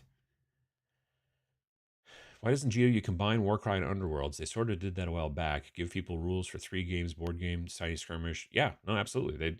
Because you're right, they did. They put rules for you to use Underworlds models into Warcry, and it was awesome. And there was a lot of Warcry people that were like buying Underworlds so that they could do that. And now they're like, nah, yeah, I don't know. Old World Mordheim sounds feasible, but I don't think they can catch that lightning in a bottle again. No, I think, but my fear is they'll try, and then that'll be a problem. I don't know. Just hoping they don't decide to revive Mordheim and ruin it because they need a new fantasy skirmish game. Yep.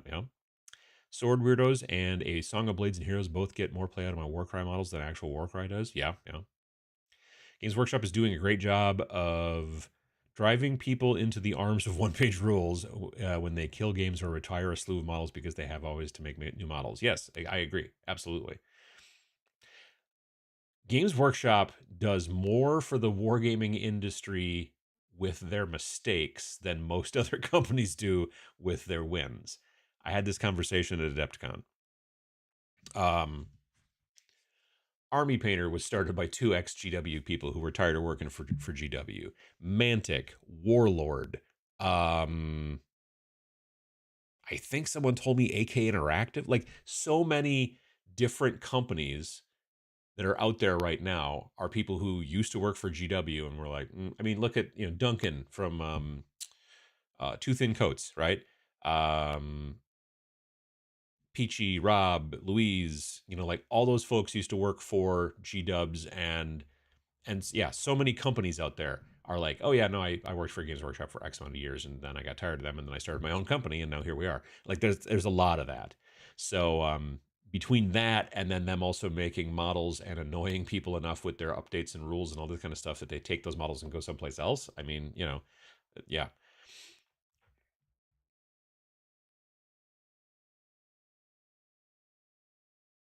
I think if they made Underworlds cheaper, it would sell. I think I read that.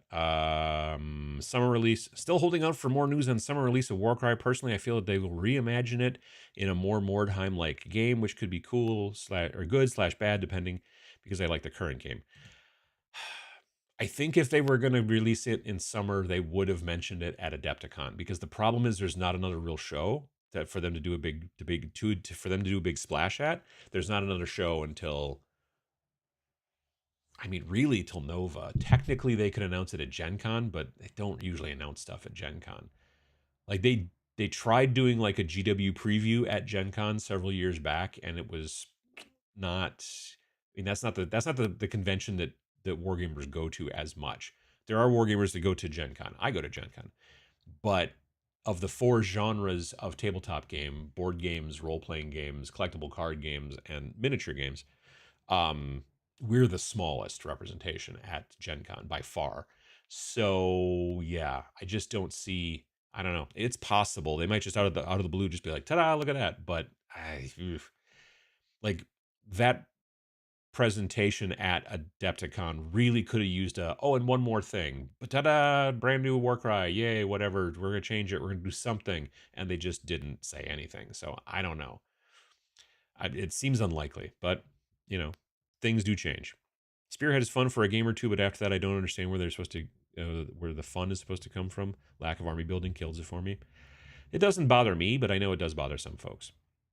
I think Warcry is suffering from GW realizing they were doing a new kill teams too fast for them to balance for the tournament scene.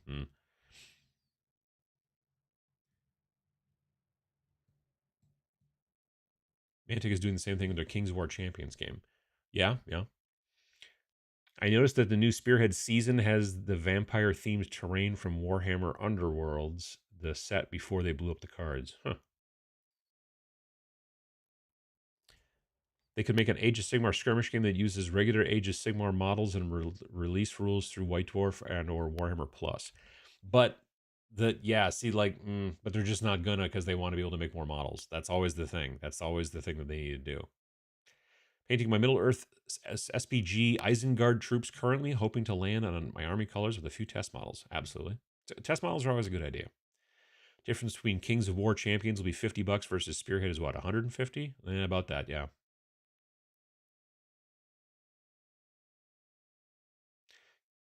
YouTube will often show the first thing to a whole bunch of people to see if it blows up, and then just sort of stop doing it if it doesn't. Yeah. It's kind of how the algorithm works to some degree. It's a lot easier to download podcasts than YouTube videos. I download all 4 on podcast up to number 3. I really like them, which is interesting because the YouTube videos are getting far more engagement. Like they're getting like the number of views on the first episode of the podcast on YouTube is 5 times bigger than more than 5 times bigger than how many downloads there are of the just audio version, which is weird. I was surprised by that. I don't ever listen to podcasts on YouTube, but evidently a lot of people do. So yeah.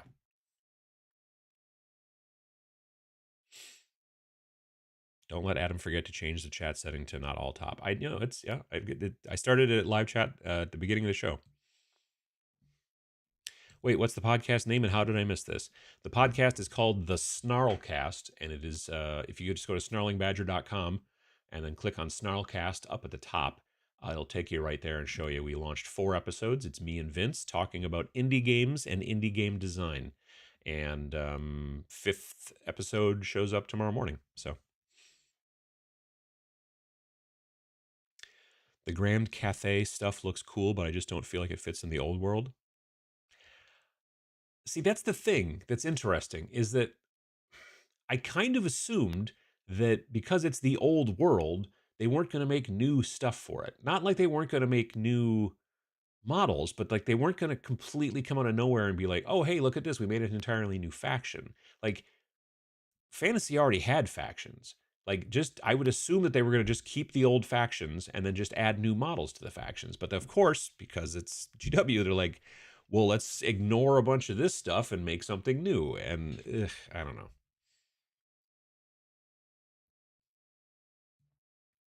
Hi from the UK on a sunny Sunday. How you doing? There is a bigger YouTube presence, so watching the first episode is easier to view. Once they like it and see it, it's just really audio. They jump over to podcast apps. Maybe, could be. What's the podcast name? The Snarlcast. Snarlcast is all one word. I absolutely loved Milwaukee. It's a perfect spot for AdeptiCon. I hope you saw the bronze fawns and got to make use of the beer wall. I saw the beer wall, didn't see the bronze fawns, but I know he's there. Hi from Shropshire. I'm converting some Knolls for Stargrave at the moment. Neat. Podbean was the first link I clicked on and just downloaded them all. Didn't bother with YouTube. Gotcha.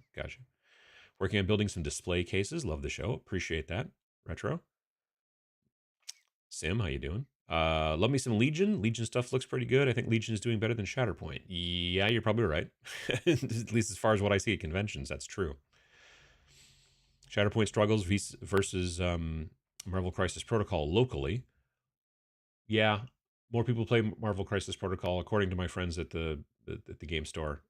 Yeah, they see more people doing MCP than Shatterpoint. Like my local store owner is just like, ugh, Shatterpoint. Like none of it sells. I don't know why.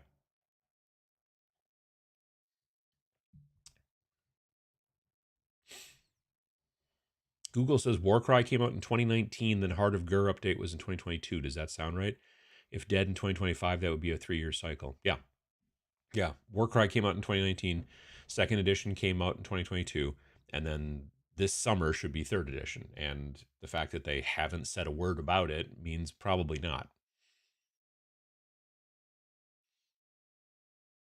Rules changes seem to be always driven by the minuscule competitive scene for any company. Specifically G-dubs. Yeah, they definitely seem to pay very close attention to the competitive scene and make lots of changes, which the competitive scene seems okay with, but the non-competitive scene is just annoyed by it. If, like, I've made videos about that before. I had that video about, like, was it uncommon opinions, or I forget what it was called exactly, unpopular opinions.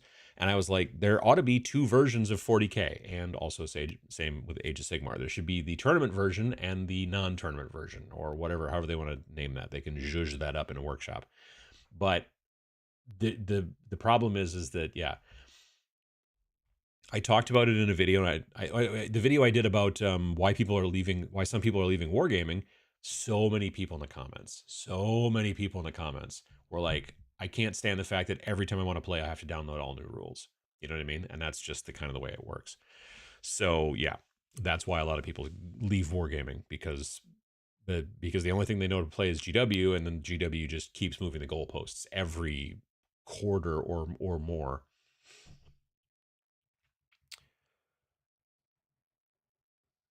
Independent game companies only do rule changes when absolutely necessary. True.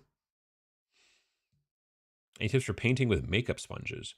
No, but there's a new guy that's joined the Army Painter Factory team as well. Medders Miniatures. Medders Miniatures or Medders Minis, but it's Medders, Medders. I would check him out on YouTube, because he has recently put out a couple different videos about painting Space Marines, basically as an example, but with makeup sponges. And it's a really cool, like, it looks almost like airbrush, like when he gets done. So I would watch those videos. Medders Miniatures, or I don't have that. No, I was going to look in the Discord, but I don't have the Discord open. But yeah, Metters, either Metters minis or Metters miniatures, but take a look on YouTube for that.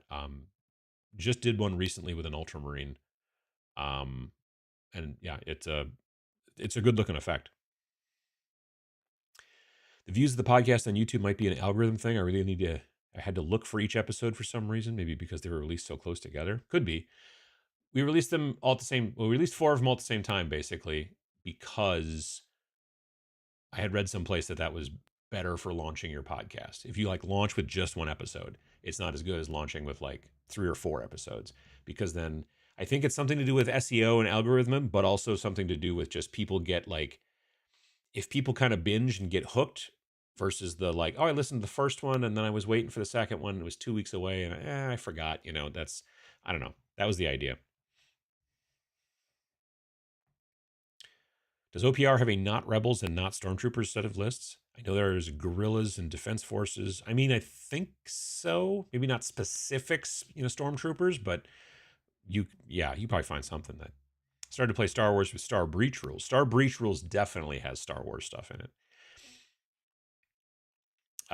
Yeah, they definitely have lists they have a bunch of lists that are like, oh yeah, I see what you're doing. That's like a 40K thing and blah, blah, blah. And then there's like definitely like Jedi and, stormtroopers and whatnot. My only complaint about Legion and other AMG games is the slew of game-specific dice and measuring tools and cards. Yeah, custom dice and all that stuff is annoying. I agree. Some people like it, but I find it just becomes more stuff to organize and update. Yep. Have you tried Port Royal from Firelock Games? I haven't. No. I've seen it. They had it at AdeptiCon.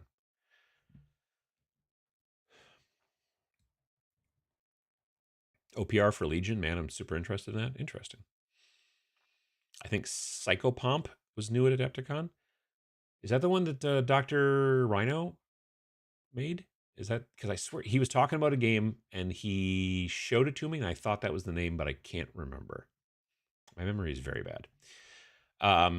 Let's see here. I'm only interested in Star Wars Legion when the Gungan army comes out. Do they have that yet? I don't know if they do.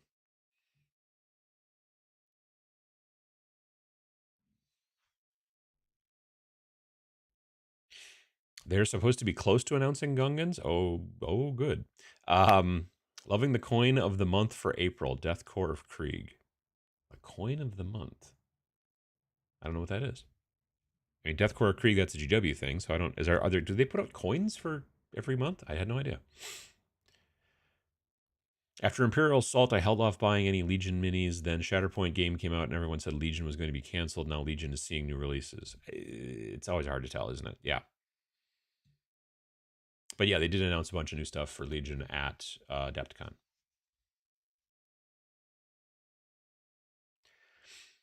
Been tempted by Star Wars Legion miniatures to use in mini agnostic rule sets, just never pulled the trigger. Don't dig the setting. Yeah. I forgot which other Sunday it was. That'll happen. How's the day going so far? So far, so good. Been close to buying a printer for just those Gungan STLs. No kidding. StarCraft, I think, was announced at AdeptiCon. Yes. Archon Studios, I think, is doing StarCraft. Yeah. But I think is it a miniatures game or is it just basically kind of a board game? Because I didn't look at it close. Is Warcry up for the usual 3-year revamp for her probably not. Is it time for it? Yes. But they haven't said a peep about it. So that's why everyone's kind of thinking that it's gone, that they're not going to do it anymore. Legion is finally seeing AMG's plans come out. The new rules set is pretty okay, and it makes things smoother. Also, they're reworking skirmish mode, so it'll be a great tie into the news, folks. I'll have to take a look at it again, but the old skirmish mode, when they're like, oh, now we're making skirmish mode, I was thinking, cool, kill team. And instead they were just like, well, skirmish is 500 points, whereas regular games are 800 points. I'm like, I don't know if I feel that maybe our definition of the word skirmish is different than yours, but yeah. But we'll have to see. I haven't looked at the new one. Did Army Painter say anything about how the new tariffs will impact their imports? No, I haven't heard anything yet. What did you think of Goobs and Casey's stamping kit? Also, thanks for hanging out and signing my buddy's Tabletop Minions battle foam bag. All right, absolutely, yeah. I haven't got a chance to mess with it yet. They sent it to me. Like I got it just before Adepticon, and I was getting ready for Adepticon, and now I'm back from Adepticon, and I just haven't got the chance to mess with it. But I did hear that they brought like 250 units or whatever with them to Adepticon, and I think they sold out. So that's pretty cool.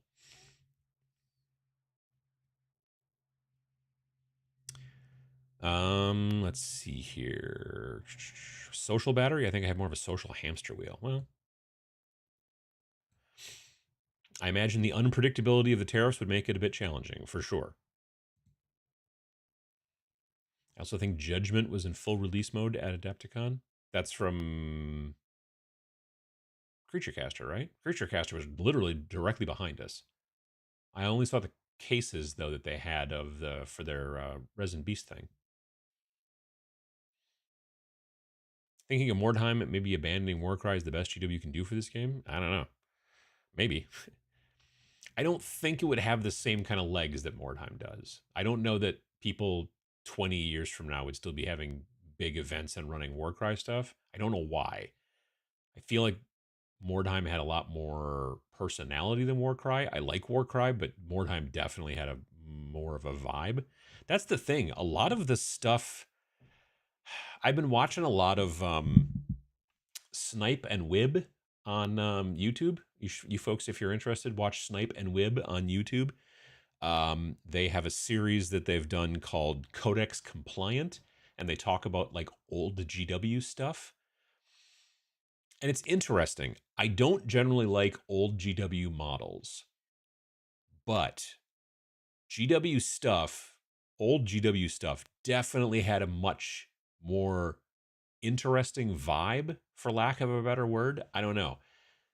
The new GW stuff seems really sterile to me, kind of, whereas the old GW stuff was really kind of interesting. So I don't know. It's just, do I have. I got a cool sticker. I don't know where it went, though. A guy, everybody hands out stickers and stuff like that at the convention, and I totally forgot my stickers at home because I'm bad and also dumb. I don't see it. But there's a couple really cool stickers that people handed out that are like basically just like old GW stuff that they've slightly repurposed and whatever. And they're really cool. And I need to find them. But yeah, I just don't think there's quite as much vibe nowadays. If they were to come out with a new Mordheim, I think it would be a lot more sterile than the old one and not as like, because Mordheim definitely had, even besides the grittiness to it, it also had some sort of tongue in cheek. It had a little bit of like sort of sneaky little jokes and things like that. A lot of 40K stuff did, and a lot of fantasy stuff did. But nowadays, yeah, it's too corporate, and it doesn't kind of come across the same. Now the models are great, better than they used to be. Again, I'm not a big fan of old metal models or old plastic or resin models. I like the newer sculpts in many situations for a lot of different things, but I don't know. I don't think Kill Team 3rd Edition was announced at Adepticon last year. I'd personally wait until the same time of year that edition was announced to determine Warcry's fate. Um, yeah, I'm pretty sure they did announce it at Adepticon last year. I think. Well, let's find out, shall we?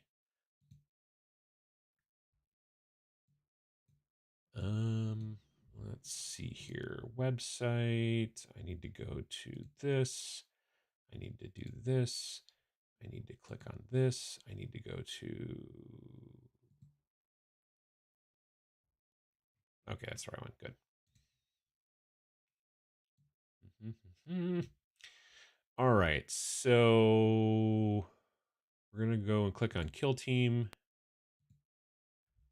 I wish there was better functionality to their janky website. Like, I wish I could search by dates. You know what I mean? That'd be super easy. So, what we're looking for is basically March of. Wait. Oh, that's when it launched. So okay, so there's January. Adepticon. So here's Adepticon 2024. And they showed the Kill Team Termination, Brood Brothers Battle, so and so. Okay. So when did they actually say, hey, we're doing. Well, that would have been. Yeah, that's the new. Wasn't that the new edition? The Termination one? Wasn't that it?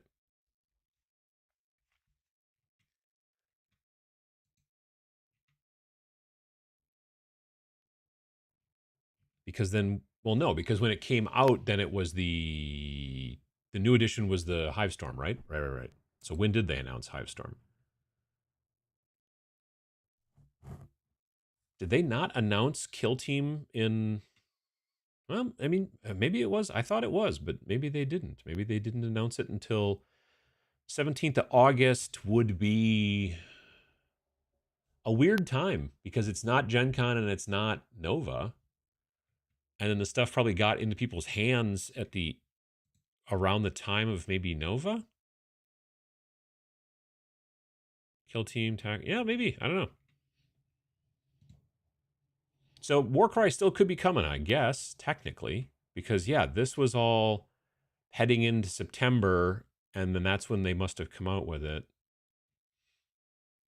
So maybe there's still hope for Kill Team or whatever, Warcry. Maybe they're still going to announce it later this year, and then it'll come out maybe in the early fall or late summer or something like that. I just assumed they. So what happened was that during actual Adepticon 2024, they did announce new Kill Team, but it was with the squats. It was the Kill Team Termination sees Brood Brothers battle Harnkin. So it's a bunch of these dudes and some of these crates battling some little dudes. So yeah, interesting. Interesting.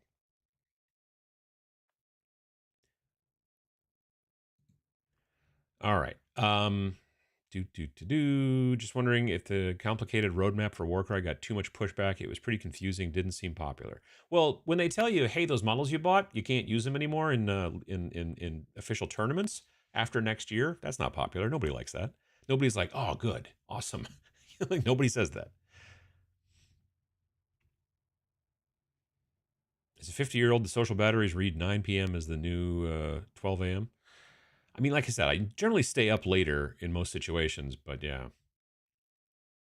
Starters are always undercosted. It's like with game consoles. It's cheaper than it should be because it gets you new customers. Yes. Now, from what I understand, game consoles actually lose a little bit of money. Like in the early days of a new edition of a PlayStation or an Xbox, before they've got all the efficiencies figured out, you are actually paying, let's say, $500 for a box that maybe costs $560 to make initially. When we talk about a loss leader in GW, they're still not losing money. They're just not making as much as normal. I mentioned the Age of Darkness box for Horus Heresy a couple years back, more than a couple years back. It was a $300 box that came with a ton of stuff in it. And I mentioned at the time that it was like a loss leader. And I didn't mean that they lost money on it, but it was the term in my head made sense at the time. And I had a lot of people that are like, they do not lose money on this. And I'm like, yeah, I know. They still make a profit. They just don't make as much as they're used to. And again, exactly. It's to get people in the door. You got to sell them. It's like Polaroid. Polaroid used to sell the cameras for super cheap because they knew you were going to have to buy the film, and that's where they made their money. It's the same type of deal.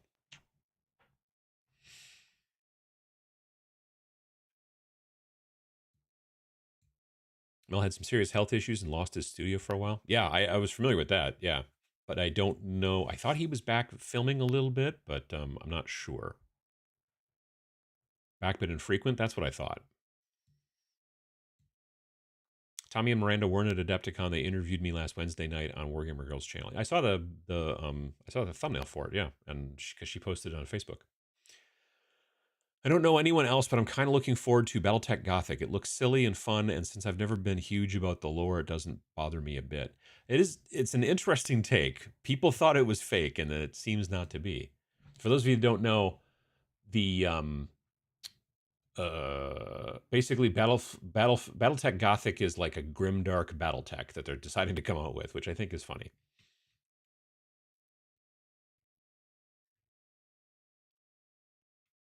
There's a new episode of Snarlcast tomorrow, right? Yep. Watched them all that day while I was working, so I took advantage of the multi-release. Well, there you go. See, isn't it weird? Hasbro has an RPG company, but licensed out their big toy properties to other companies for RPGs and games. Wish GW would just make minis and license the rules sometimes. Meh. Any news on 1490 Doom? The miniatures Adepticon look awesome. Couldn't attend, unfortunately. If 1490 Doom, I think they're doing a crowdfund of some sort very soon, but I don't know anything about it. I saw ads for it a bunch, but I haven't taken a look recently. Hello from Luxembourg. How you doing? I think Arena Rex looks like a sweet game. Very tempted by the skirmish style and amazing art. I've seen them for years and years and years at shows, but I've never played a demo. Not a huge Legion fan, but Shatterpoint is my jam. Also, that scale is totes perfect for me as painting goes. I can understand it for painting. I don't. For me, the scale is a little weird for like trying to use other terrain that I already have. So that's interesting. I think the most exciting thing about Legion is the idea of custom commanders. Maybe we'll see less of the iconic characters. I'm tired of seeing them. Sure.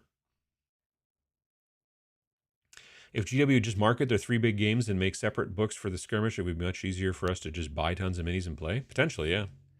Love to see an all droid army, but not battle droids like the Trade Federation stuff. A whole army of astromechs and various other normal basic droids. Interesting. Archon is doing a miniatures game. They will launch it in early 2026. Interesting. Coming out as a war game. That's weird. Maybe they will announce new Warcry at LVO this summer. LVO's in fall. LVO's in October. So that would, if they're going to announce it anywhere, I wouldn't be surprised. Maybe I guess if it was at Nova. Yeah. Did you see anything with the Epic Warpath stuff at the Mantic booth, or was it all Halo? I think it was mostly all Halo. I didn't really look close, but I think it was mostly Halo from what I saw. They definitely had a couple of people in Halo costumes uh, walking around doing Halo stuff. Probably an unpopular opinion, but this is the last set of rules for Warcry. Then I'm cool with it. The rules in second edition are fine. No new models will kind of suck, but there's always a workaround for that. Sure. Yeah, it was the second edition was great. It was super great. Brent and Casey sold out of the industrial markings plate by Saturday afternoon. Nice.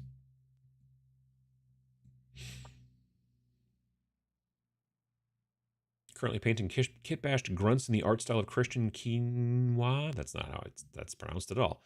StarCraft is a war game now. StarCraft as a war game now seems too little, way too late.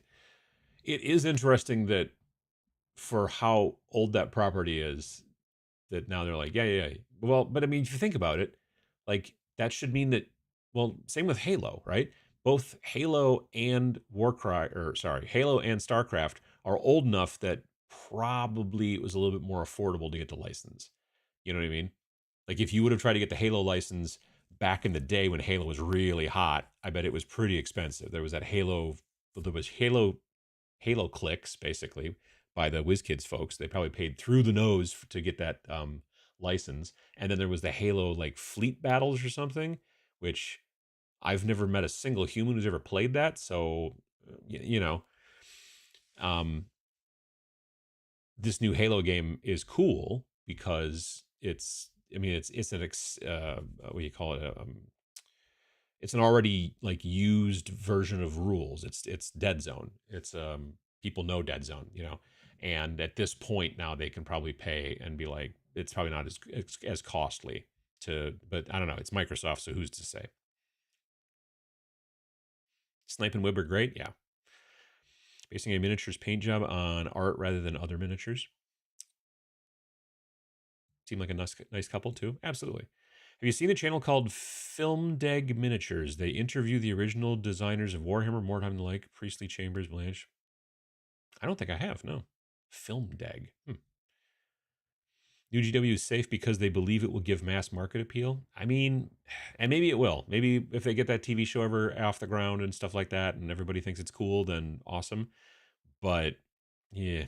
We need our hobby to get away from late stage capitalist vampirism. That's a good term. And quit being so GW adjacent. Promote the indies, promote the indies, promote the indies. There you go. I love the old metal models, which is a good thing considering I still have a few hundred to get through. Well, that is good. Filmdeg. I don't know what Filmdeg. Like, is that a word? Like, is that guy's name? Bob Filmdeg? I don't know. Filmdeg. Like, it makes me think of like film, but then also like digital negatives, which is anyway. That's probably not what they're about at all. Did you hear that CGL wants to finally rework the core? Oh, I was like, CGL? Catalyst, right. Yeah. Wants to rework the core classic Battletech rules after 19 years. It includes their combined arm stuff and possible Alpha Strike from their AdeptiCon livestream. I mean, I hope they're not trying to go down the road of GW where we have to... Hey, could you turn your stereo up? I hope that doesn't mean that they're going down the road that GW does, where they're like, oh, we got to change every 3 years so that of reasons. I hope that's not the case. LVO, Las Vegas Open. Yep, there's Las Vegas Open, which is this year. Well, it was already in January, and they're doing it again in October. But the next year and going forward, it'll only be in October, I believe. And then there's Nova, which is in basically Labor Day weekend.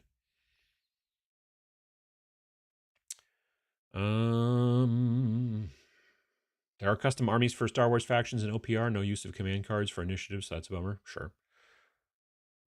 It's true for PS5 and Xbox, generally not all companies. Nintendo does not lose money on system sales. Well, I can understand that.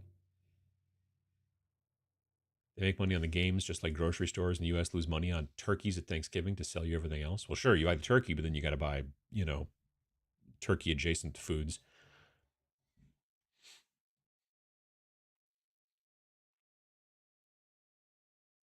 Could we hope to see you painting spaceships, especially Drop Fleet, in the future?